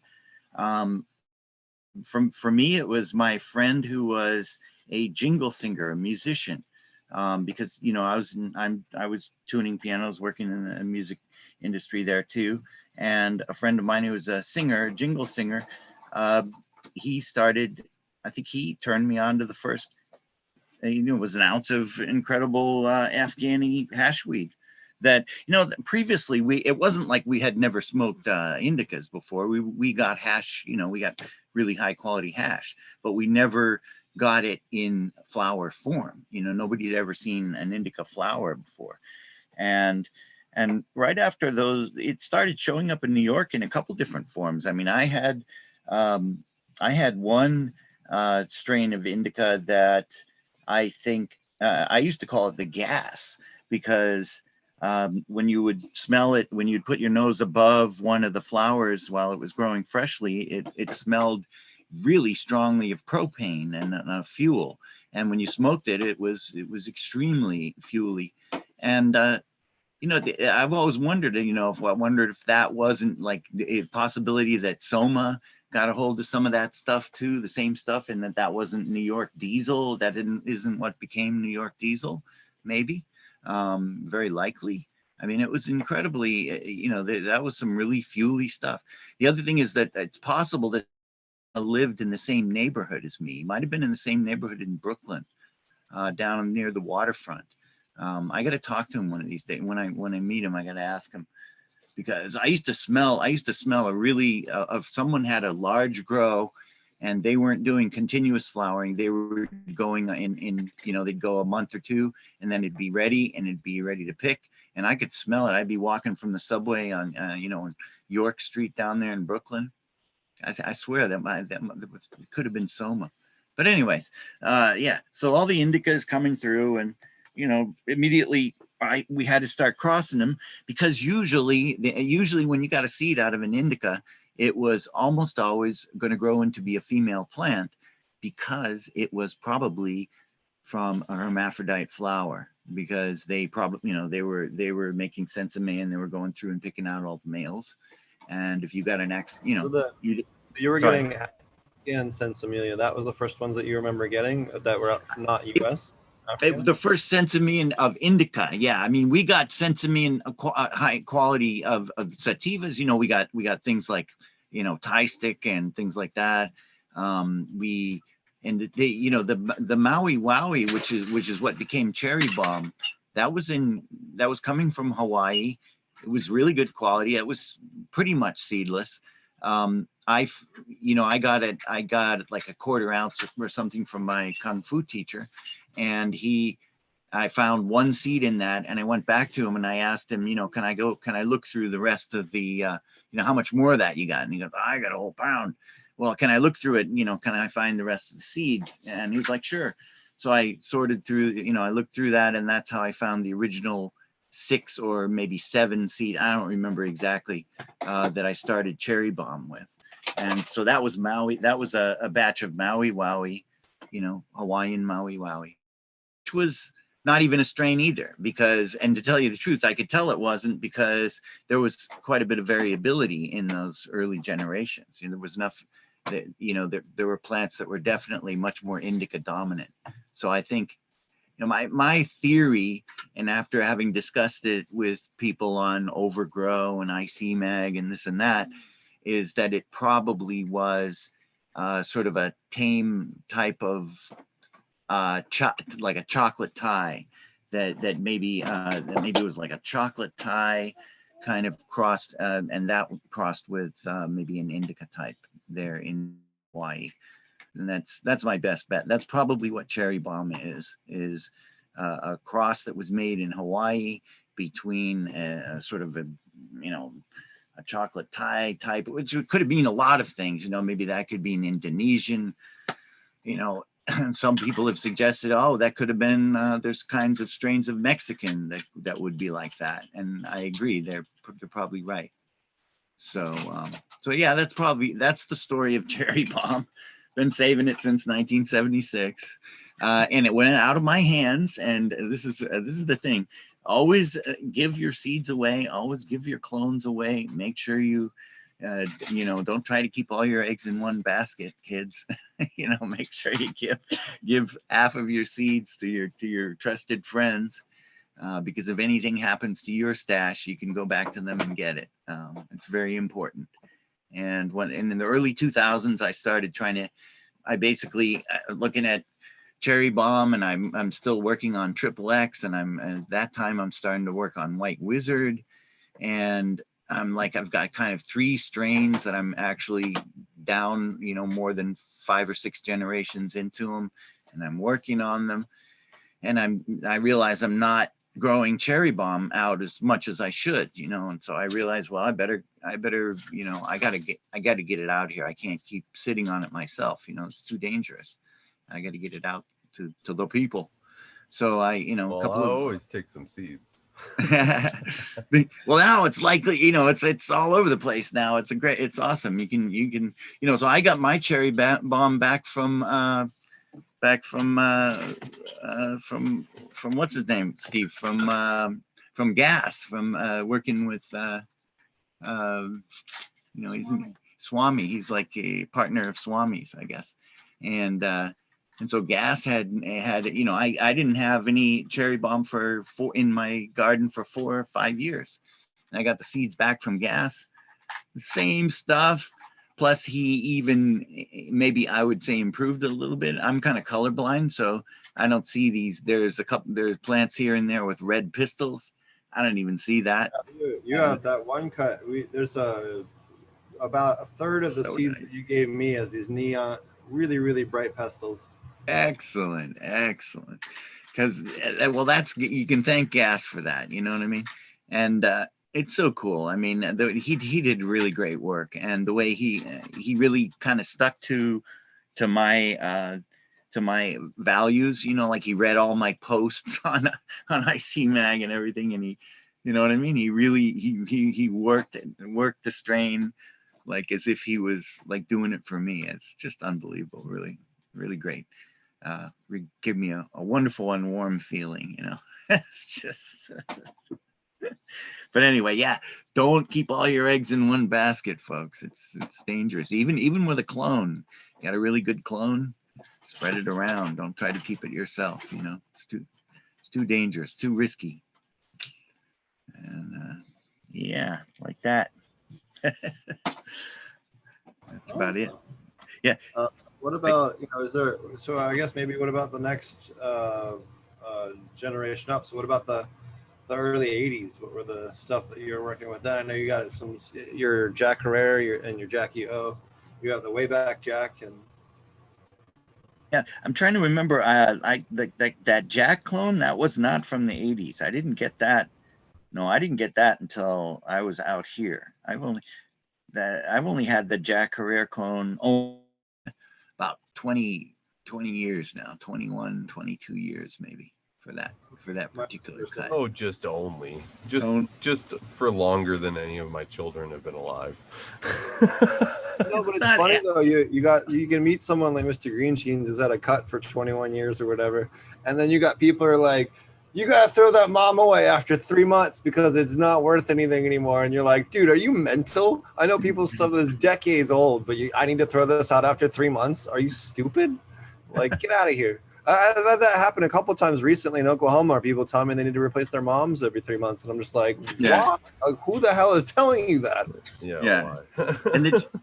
And the Jack is a really tough plant too. There's no way that you could say that it's had any kind of degenerate from having been cut so many times. But you're gonna be like, wow.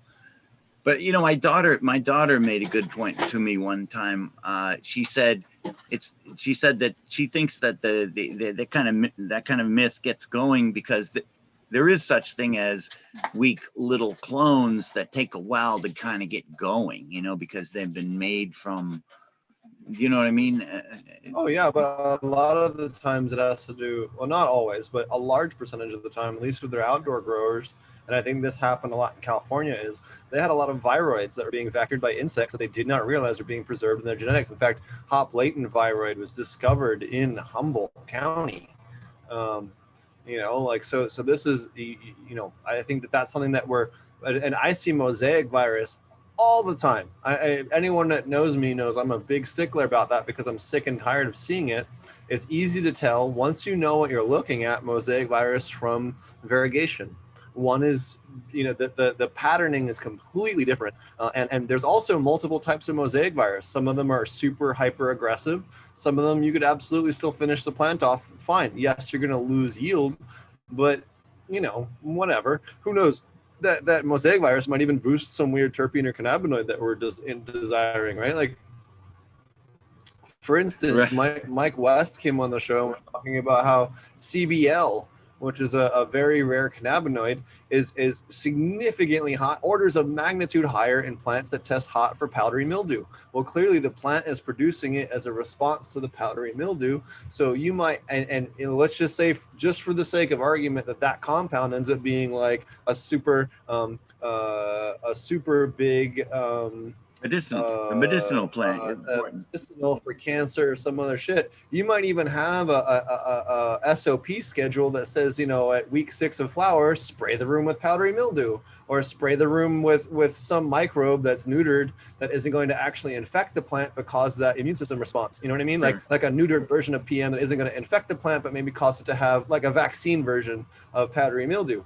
And I think that you're going to see stuff like that in the future as kind of shortcuts for boosting certain outputs from these plants. Is you're going to have these, either engineered or microbially isolated from nature, one or the other, microbes that are applied to the plants in specific parts of the growth period in order to slam individual terpene or cannabinoid levels. I mean, we see this quite a bit with THCV, CBD, and a couple of others that we can replicate over and over again with aquaponics in terms of boosting them. So,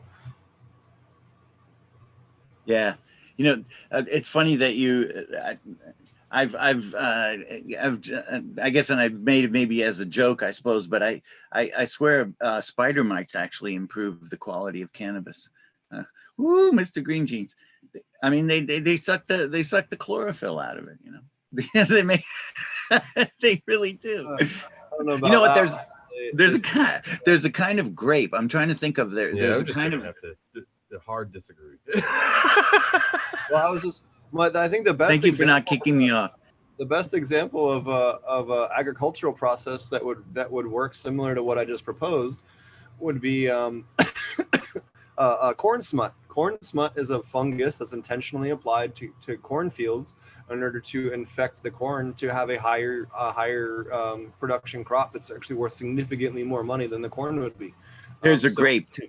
There's a thing with wine and I'm sorry to interrupt that, but it's a fungus. It's the one that everybody has trouble with on the cannabis up north.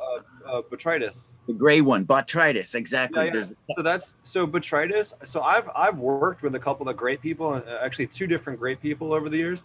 Well, if you go in with a lactobacillus treatment and then follow it up with a good localized IMO input, eliminates it. You don't have like people, they're freaking out and because they're using chemicals and they have sterile soil. It's the same problem with the septoria outbreaks. It's the exact same scenario you have with, and we've talked about this before. Why do people get septoria? Because their field is dead.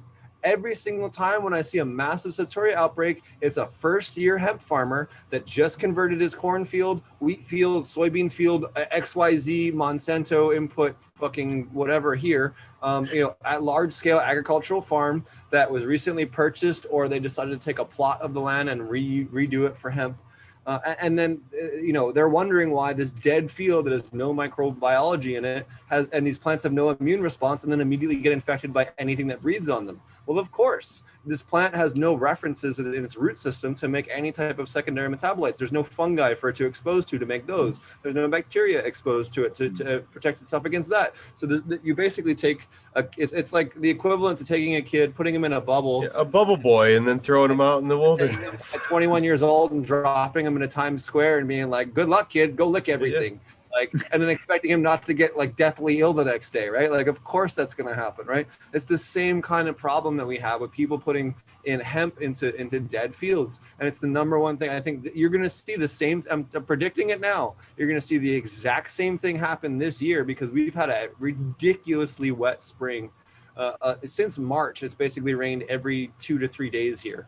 It has been freakishly wet in Oklahoma. You're going to see another septoria outbreak unless it just gets completely hot and doesn't rain for months.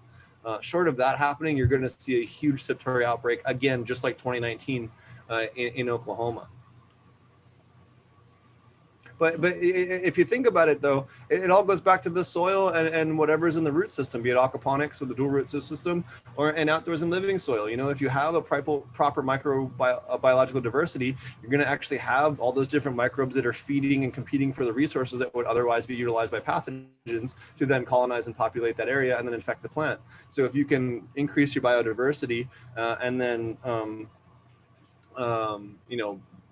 do it that way, you'll have significantly better success. But also, we've talked about this before. Why do plants make terpenes? They make terpenes as a response to environmental factors, right? It could be light, wind, temperature, mold, bacteria, whatever, right? So it uses terpenes as a way of defending itself from those different things, or helping regulate or control the population of those different, factors, or some other way of mitigating it. So by increasing your microbiological biodiversity, you can increase your terpene production. That's the key to terpene production. It's not all these, sugar serums and this other bullshit that people sell you. It's making good KNF inputs and having really good biologically diverse IMO inputs that give you a really wide variety and AIMO inputs that have a wide variety of different microbials. That actually do stimulate the plant in ways that we want them to that are non-pathogenic. That's how you boost terpenes. You want to get 3% every time or higher? That's how you do it. Not with some magic serum. Excellent. But the guy selling the bottles told me that this stuff is the best. Well, that's Big bud. You still do need to buy some stuff sometimes. We were just talking about the Bavaria Bassiana strain, right? That's really good for every, spider mites and all those other ones, right? Whereas most other Bavaria Bassiana strains don't touch mites. So that was a super cool thing to find. That we're, now that's open. Yeah, we can all agree there's good inputs and bad inputs and a wide chasm in between. There's just so much trash on the market that's just not worth anything. If you go into you want one that anybody can go to any hydro store with and just laugh, go to a hydro store and try to find a bottle that has Bacillus amphicooliensis in it. And if you do, they range anywhere from 3% to 97% depending on product. So you can spend the same amount of money and buy a concentrate that'll make gallons of the shit versus the ready to use. You should, if you ever have an option of buying the concentrate and you have the money, always buy the concentrate unless it is a very short shelf life. It's one of the things where the other thing I'll tell you too, and this is something I didn't realize until I've started working in some states that are about to come online, or, you know, they're growing hemp and they're waiting on the THC. A lot of these grow stores have zero knowledge outside of chemical solutions. So I went to a store in Georgia and they didn't know what Bavaria Bassiana was. Are you serious right now? That is one of the most widely used agricultural pesticides that's biologically safe, or, you know, relatively safe to use on the planet. There's at least 8 different products that have it in it, and you don't even have one. And it works on probably the single widest range of insects that you have as a single product. Are you nuts? Or, you know, just a bunch of like really silly stuff that just I have become so used to being every single store that I go to, because it's just so important as part of its normal plan for any successful farm, that you kind of get used to having those tools in your toolbox until you're in a place where they don't have them no more. And then you got to figure it out. Like when I was in Africa, I had to get everything through South Africa, because South Africa has BioBee and a couple of the other companies over there. BioBest, I think, is over there too. That I can actually buy proper beneficial microbes and bacteria and all that stuff, and fungi and all that stuff through. But if I was in, you know, a different part of the world, maybe South America, I don't even know. I'd have to import that from the States probably, which would be a whole headache, you know? Yeah. Well, you know, the problem with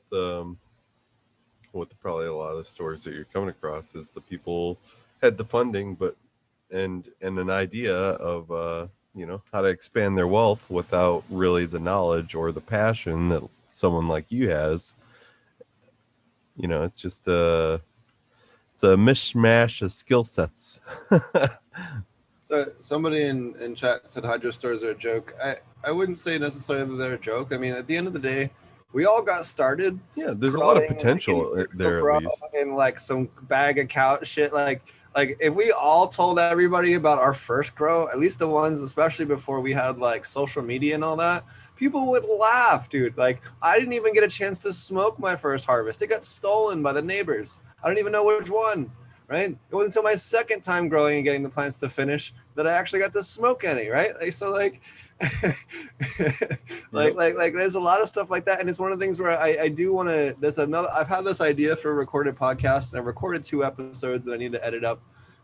But at some point I want to go back and just interview a lot of old school people kind of in the pre-legalization era, and just basically focus on like pre-2000 and talk about, you know, what the fuck used to go down? How did shit used to happen? Because how many streetlights did you steal? Yeah, like the amount of crazy shit that used to happen for weed growing, like, and then, you know, like for example, I used to work at a pet shop, right? And we got paid 5% of a commission if we sold $5,000 or more.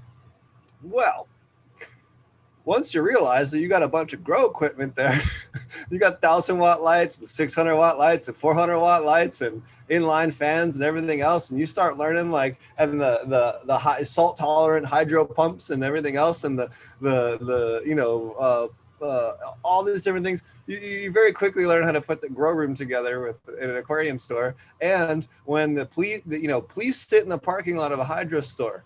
Please do not sit in the parking lot of a place that sells coral. It's just not a place that they think of, or at least traditionally haven't been.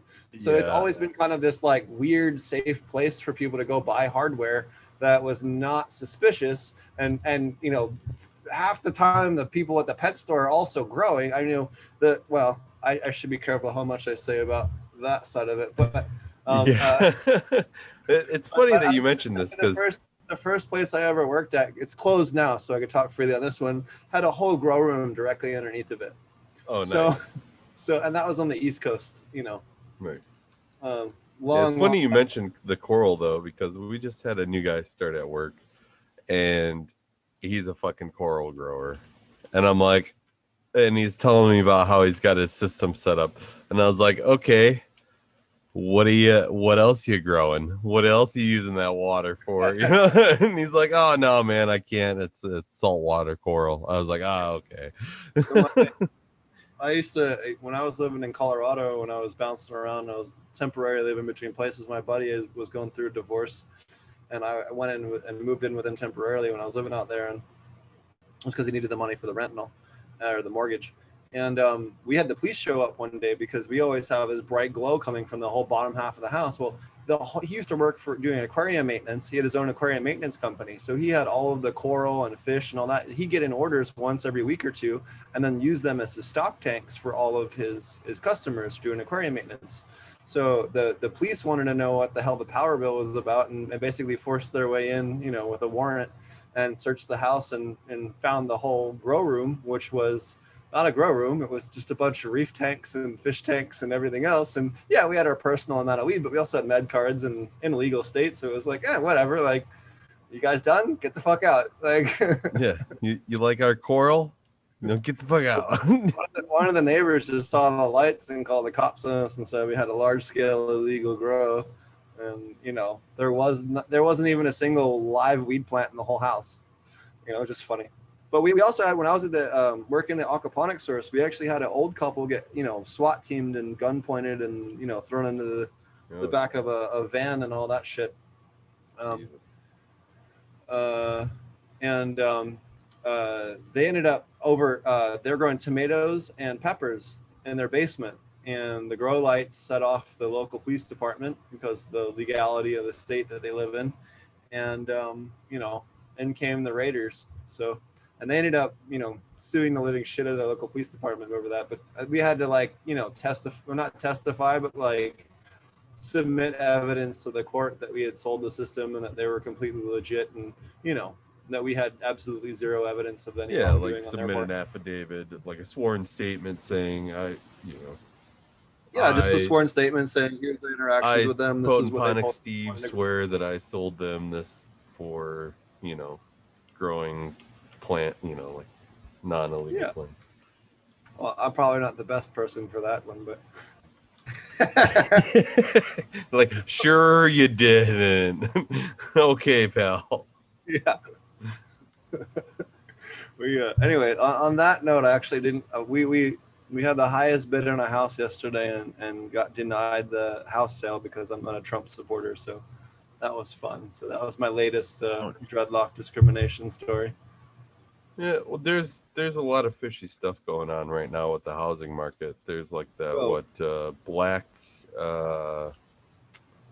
Blackguard or whatever that's buying up houses at like 40 to 50% over asking price, and they're just like buying up properties. They're buying up like $1 trillion worth of properties. I'll tell you, Oklahoma is a shit show right now. We've been trying to find a place since February, or trying to purchase a place since February. Like, I'm not talking about rent. I'm talking about buy a fucking house, and it's been a fucking shit show.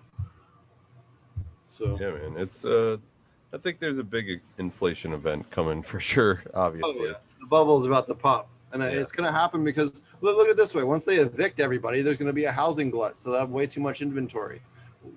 You know. It is what it is. Or they're going to have to not evict everybody. So they're going to have to pick one or the other. It's what's going to happen. And that's going to fuck up the economy. But if there's an industry that needs to be heavily regulated immediately to save the country, it's the housing market, because what's currently going on is just pure insanity. It's worse than 2008 by a large margin. It's just pure insanity with no logic to it at all. It's going to pop hard, and well, you know, I don't know if the U.S. is going to recover the second time. You know how I managed to not stress about the insignificant worries of mankind?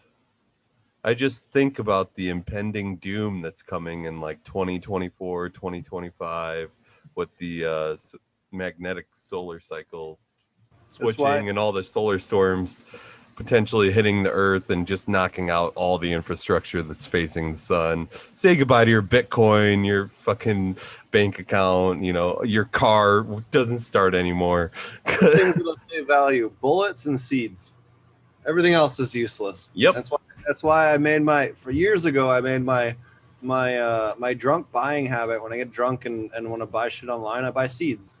And ask anyone that's ever lived with me. I have a stupid large collection of seeds from all over the world, and that's my thing. Because at the end of the day, that's what's, if shit really did hit the fan, ammo and seeds is what's going to get you by. You can trade it. Yep. You can grow stuff. You can grow medicine. You can grow food. You can, that's what's going to get us through whatever. And it could be an asteroid. It could be whatever it is that, shit hits the fan scenario. Like that's what's going to let us live, Yep, that's what's going to lead to our survival. At least personal survival. But maybe that's a great question. What do you like to grow in your vegetable garden? Tell us what type of varieties of stuff. Is there anything that you really like? I got a huge vegetable garden going right now. I've actually got a bed that I built out of an old fence from my neighbor. So I upcycled and like repurposed the cedar fencing into a bed. And that's a nice big, that's probably only like I say big, but I live in town, so it's like a 10 by 20 plot right there. And then I got a couple of those birdies steel raised garden beds. Set up a couple of those, one next to the garage, next to the blackberries and the roses and everything. And I've got like my herbs and stuff in there, my basil, my oregano, thyme, all the classics. I got some maestro peas going in there next to the herb garden. And in the back garden, I've got all my peppers and tomatoes. And we're probably going to end up doing a bunch of carrots and like some radishes in there. And then behind the beds, we have we've got like a whole potato patch going. And then behind that, this weekend, I'm going to go pick up a truckload of soil and mulch. And I want to do like a pumpkin patch back there in the far back next to my alley.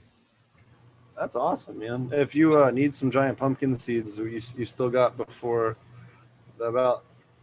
still got about another 2 weeks to plant for giant pumpkins to still be in the competition finishing time. But if you need any seeds, man, I have a pretty good selection of 1,800 pound plus seeds. Oh, nice. Yeah, I don't know if I want to grow anything that big. I'm probably going to do like mostly like pie pumpkins and stuff like that. Stuff that we'll actually consume and use. Like I wouldn't know what to do with like a 1,000+ pound pumpkin. What you do is you cut a hole in the top and you make it a boat for your kids. Right.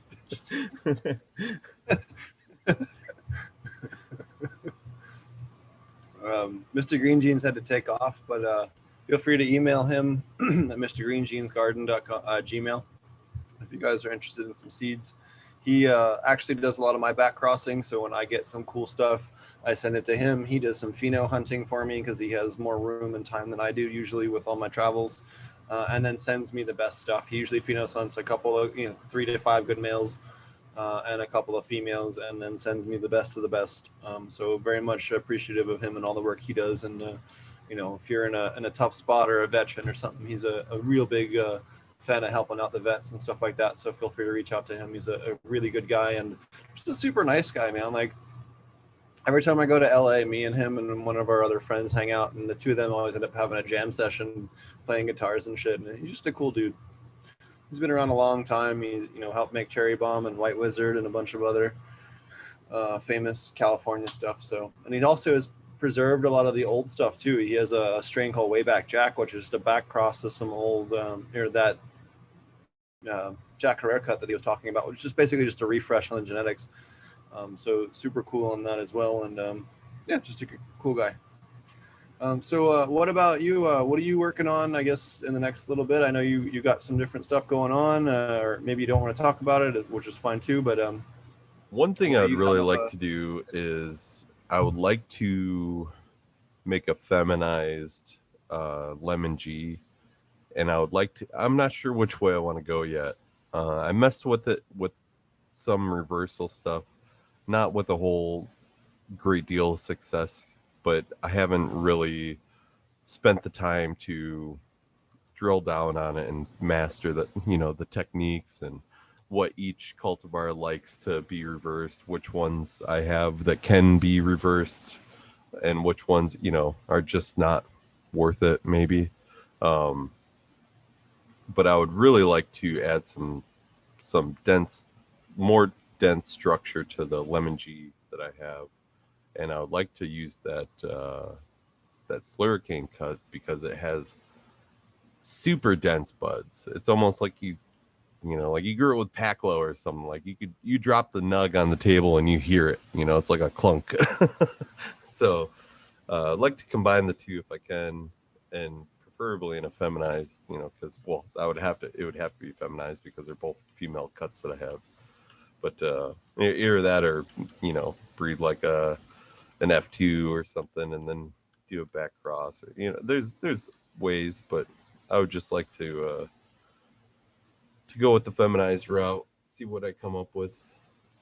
So how have you found, or maybe what's your opinion on the Oklahoma market? You've had a bit of experience in a couple of, I guess you're on year 3, 2, 3? Two. Yeah. So what's your overall opinion on the Okie market? You've had a chance to kind of experience some others as well and travel a bit. I think we hung out somewhere. I feel like it was Vancouver, but someone told me it wasn't Vancouver. It was somewhere else the other day. Where did we hang out? And we were like on that porch and we got super fucked up and had a good time. Oh, are you talking about when we were hanging out in the like a rental in the Rhino district?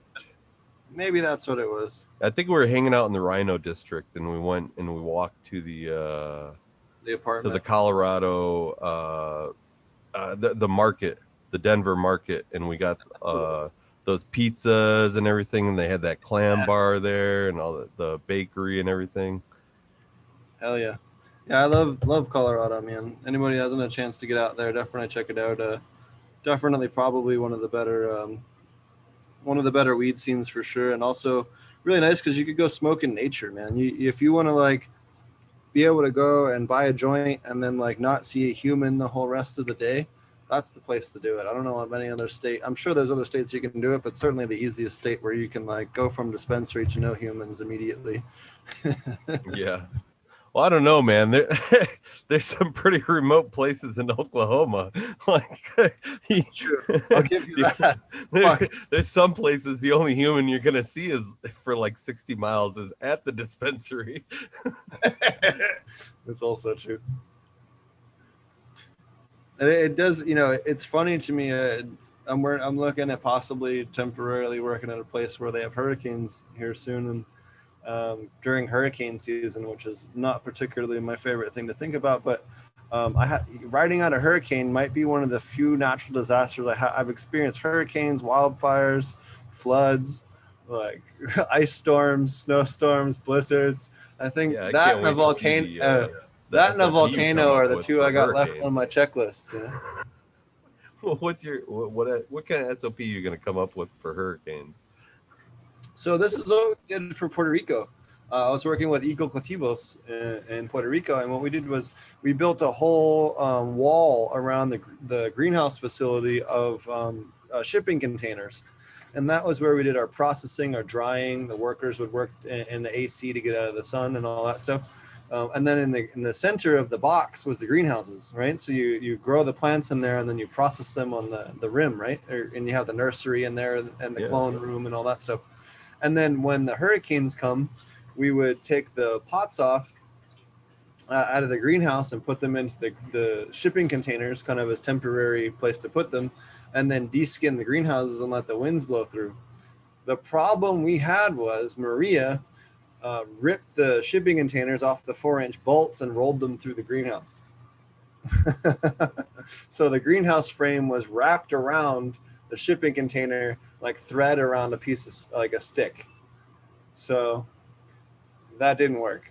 Yeah. But again, that was a category 5 hurricane. That's not really, fuck all you can do about that one. Yeah, it's like, how do you prepare for that? Fucking drag everything down to the bunker, boys. I'll find a pic of the girl. Hold on. I took a pic like right before Maria. Hold on. It was I'll find it here. It was all dual root zone. It was set up real nice. It was right before we put the skin on. I just gotta find the photo on my pictures here.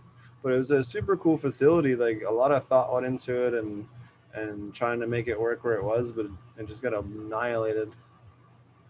And it's part of the growing in the Caribbean, right? Like it's part of the gamble with getting involved with anything on Barbados or St. Vincent or Jamaica or Puerto Rico or the Virgin Islands or anything like that. Like, sooner or later, eventually it's gonna fuck you, right? It's a matter of when, and being able to, design with that in mind, and being able to repair the facility afterwards, and then, do something about it. God,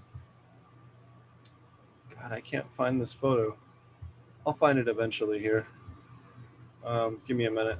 But, I think I posted it on Reddit too. I'll be able to find it easier there. Yeah, so definitely something that can be done. But, in fact, there's a lot of aquaponic facilities that feed resorts and do the mint production for the mojitos and the lettuce production for the salads and all the different, high turnover crops that they keep at resorts. In fact, I've worked at a couple of different facilities or consulted for a couple of different facilities that were directly supplying various resorts. That's really cool. Yeah, you've had, man, I don't know if you really appreciate how interesting of a life you've had. I know you're just kind of like, hey man, I'm just getting by. I'm just doing what I need to do to get through life. This is it. This is what I do. But like, you've been all over the fucking place. You met all sorts of people and gotten to be in facilities that most people can't even like fathom, with like, thousands of cannabis plants and all sorts of cool equipment, millions of dollars worth of equipment and stuff like that. On that note, one of the cooler ones, one of the newest tours we posted on my YouTube channel, if anyone wants to check it out, we just toured one of 3 legal grow facilities in Texas. I got called down there to help this guy out for a minute on some of the problems he was having, and we got to meet at the a Lucky Leaf Expo. In fact, I'll be speaking at the next Lucky Leaf Expo on July 9th. In Dallas, Texas. So if you were looking to come out and meet me or come out and talk about aquaponics, you want to hang out, you can come meet me over in Dallas. We'll be down there talking about aquaponic cannabis production, both for hemp and retail stuff. I know Texas is slowly moving ahead, slowly but surely in that direction. So it'll be a lot of fun. I know we spoke last time in Austin in May, which was a lot of fun. I had a really good time. There's quite a big turnout down there, bigger than I think what I was expecting for Texas, especially given the plague and everything else going on. So I'm super excited to see everybody down in Dallas. So definitely check that out at the Lucky Leaf Expo. But I forget where I was going with that.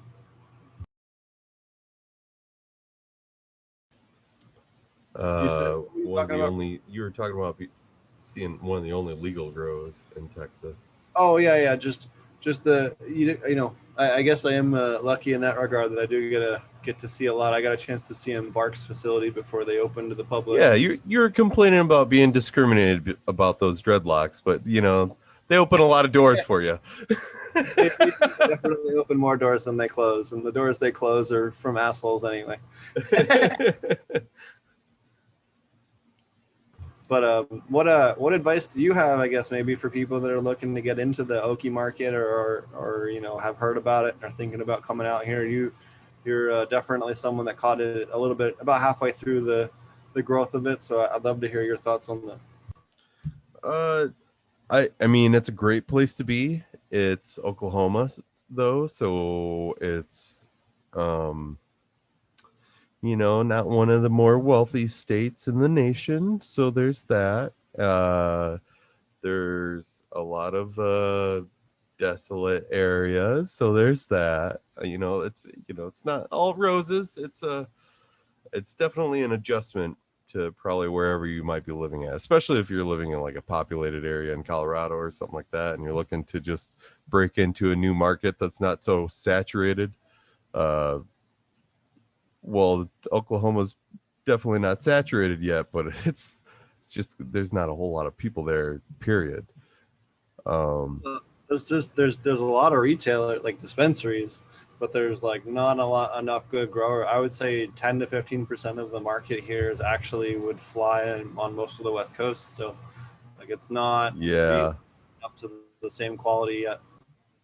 Well, there's those growing pains, a lot of drama yet, and a lot of people who are still getting by on,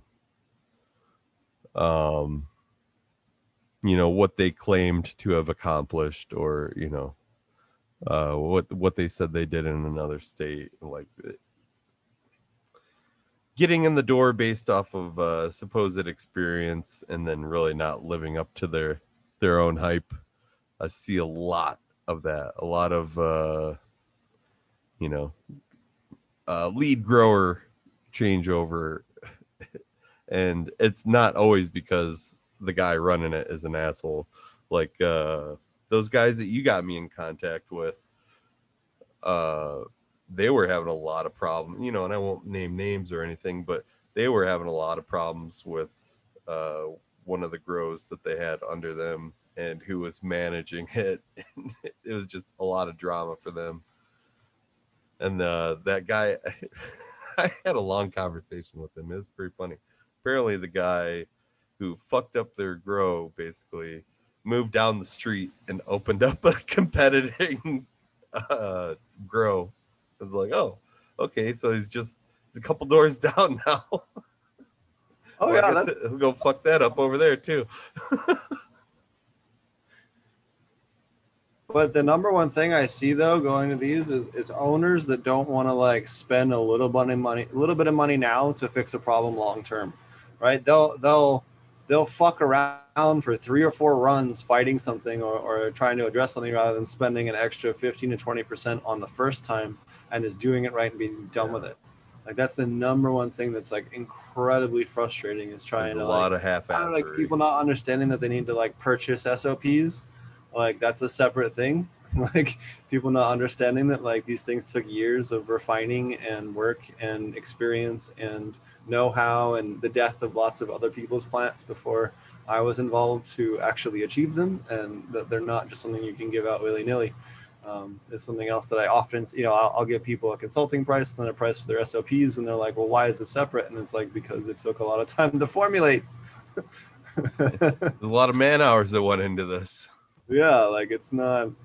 Would you go buy a fighter aircraft and not have like a mechanic crew? No, like of course you wouldn't.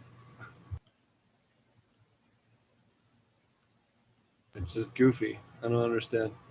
But it happens, and so many people are like, oh, it's a weed. Well, no, actually, it's actually pretty hard to grow really high quality cannabis. You have to really know what you're doing. You can get a harvest with just about anything. You can take a plant, throw it in like, a mixture of piss and water, and you probably get, a flower off of it that's, quote unquote smokable. But there's a difference between that and actually probably, you see this all the time with aquaponics, right? You get all these new aquaponic cannabis growers, but if you actually compare them to like the size and the results that we get, it's not often less than 25% of the yield per the same 3-month growth period. Per square foot. It's not even close, right? Because they're so stuck on this whole lettuce mentality of just trying to get the harvest, which in lettuce, it doesn't matter, but in cannabis, it shows really hard immediately if you did it right. The flower structure, the size, the yield, the smell, the taste, all the things. Hey, Captain 420, you just missed him. Mr. Green Jeans was here, the cherry bomb guy. You were just talking about him yesterday or the day before over on Fumi's show. I was kind of hoping you'd pop on here. We just desynced just a little bit. Yeah, it's funny. One of the first things I definitely recommend to people who are like getting into growing, because there are a lot of new people getting into it now, is if you can, try not to spend money on genetics right away. Get a friend to give you some beans or something like that. Get some tips and just, take a stab at it before you go blowing your load, especially on the genetic material. I think it is as valuable as I think that having good genetics is. when you're first learning, don't go spending a couple $100 on a pack of beans. You know what I mean? Because it's just, you're probably gonna end up very frustrated or angry at the end of the day. Because I'll give you an example. There's another guy I work with who I kind of took under my wing. You know, like I told, like, I'm not really open about it at work, for obvious reasons, and you can always sniff out who's cool and who's not. And this guy, I could tell, he was a smoker and everything. He mentioned it before, so I was like, hey, why you wasting all your money buying it? It's like, why don't you just fucking grow your own? And he's like, oh well, geez, I never thought about it. And he's young, he's still in his 20s. So I was like, well, it's really not that hard. You do a couple things, you do this, you do that. And he started doing a lot of his own research. So he was definitely interested and eager to learn and everything, which is good. Like I've taught a lot of people who it's just like in one ear out the other, or they don't really want to, like you said, put in the resources that it requires to actually pull off a good harvest. Like they're like, yeah, whatever, I'll just use whatever I got. I'll fucking go buy the Miracle Grow, or I'll, and it's just like, well, you're gonna get you get what you pay for, basically. But this one kid, he sent me some. Sorry. Yeah. Well, I was just gonna say, he sent me some pictures the other day, and he sent me several pictures now. He's like, oh, what deficiency is this? What's wrong with it now? And I was like, well, what did you add? What are you doing for your nutrition? Are you bottle feeding? Or are you mending your soil? Are you using compost? Like, what's going on?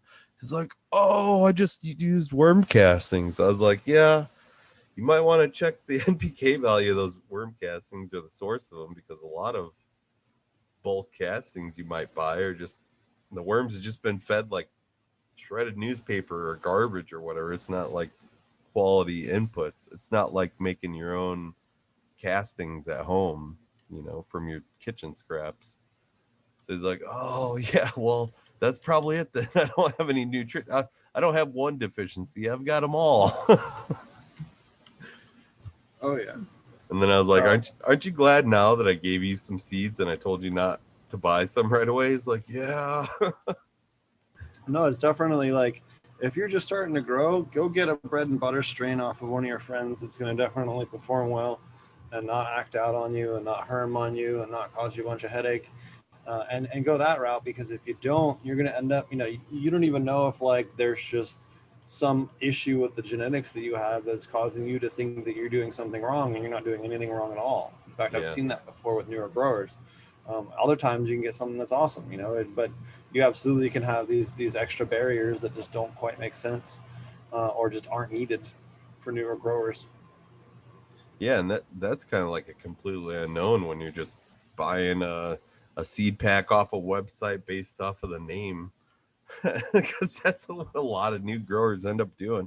Oh, what's the name? Is it something that I'm familiar with, or something that sounds cool or sounds good? That's.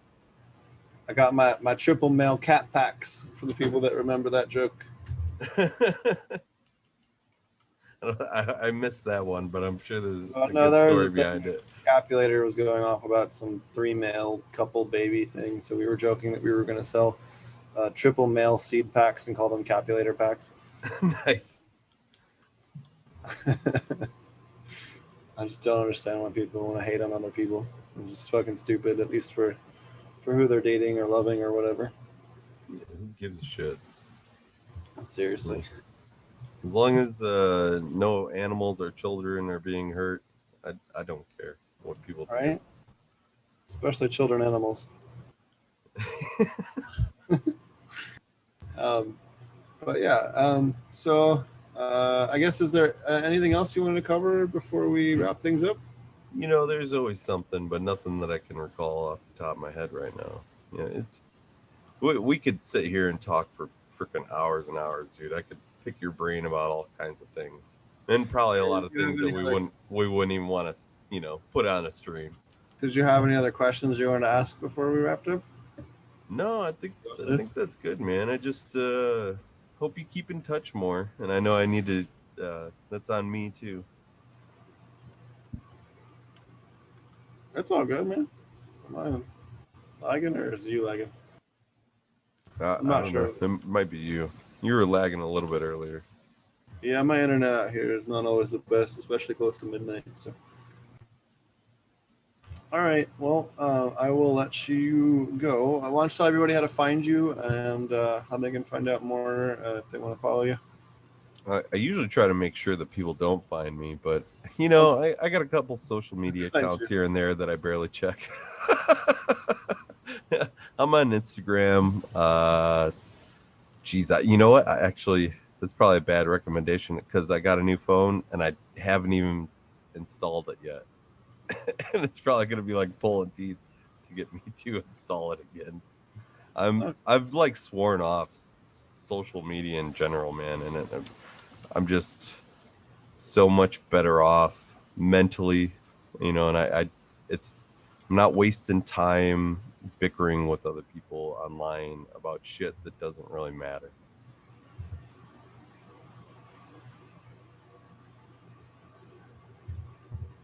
But they're wrong, man. No, I'm just kidding. right. Yeah. You guys can find. Hold on, let me make sure I pull this up because I wanted to not get it wrong here. You can find Marty at AP Meds. You can find our class at apmjclass.com. I'm gonna make sure I get the account right. You can find Mr. Green Jeans at Mr. Green Jeans Garden at IG. Or on Instagram. You can find myself, Ponics, on Instagram, iTunes, SoundCloud, Spotify, all the things. And we'll be back again next week. Okay. Next week's guest will be Chris Trump. He'll be talking to us about a bunch of the cool new stuff that he's been doing. He also has a cool new class. I will be up at the Oklahoma class that he's teaching on. He's doing a KNF cannabis class with Wendy Kornberg and I forget the other presenter, but he's awesome as well. I'm just really tired. But you can check them out in September. If you're interested in that, please check it out. And then I know they're doing both in-person and online ticket sales. So I think that there's a limit on the in-person and then they kind of have overflow for the online. I might be misquoted, but I'm pretty sure that's how it works. So you can definitely check that out. And I'll be helping film for Chris. So that'll be a lot of fun. And yeah. And then you guys can find me about a month from now in Dallas. We'll see you guys there at Lucky Leaf Expo, and we'll be back again next week with Chris Trump at the normal time. We might start a little bit later next week. I think we might start. We're going to probably push the show back about an hour at some point here soon. Sorry about that. In order to help facilitate things, it seems like. Yeah, so we get more viewers later in the evening, so we're going to stick with that. And then also, it's a little easier for Marty if we start a little later. So a lot of you guys know Marty has to go handle some family stuff. You can kind of handle that beforehand and not after if we start the show a little bit later. So we're going to try and shift the show just a little bit later than usual, except for maybe an exception here or there for East Coast speakers. So alrighty, thanks everybody for watching. We'll see you guys again next week, and take it easy.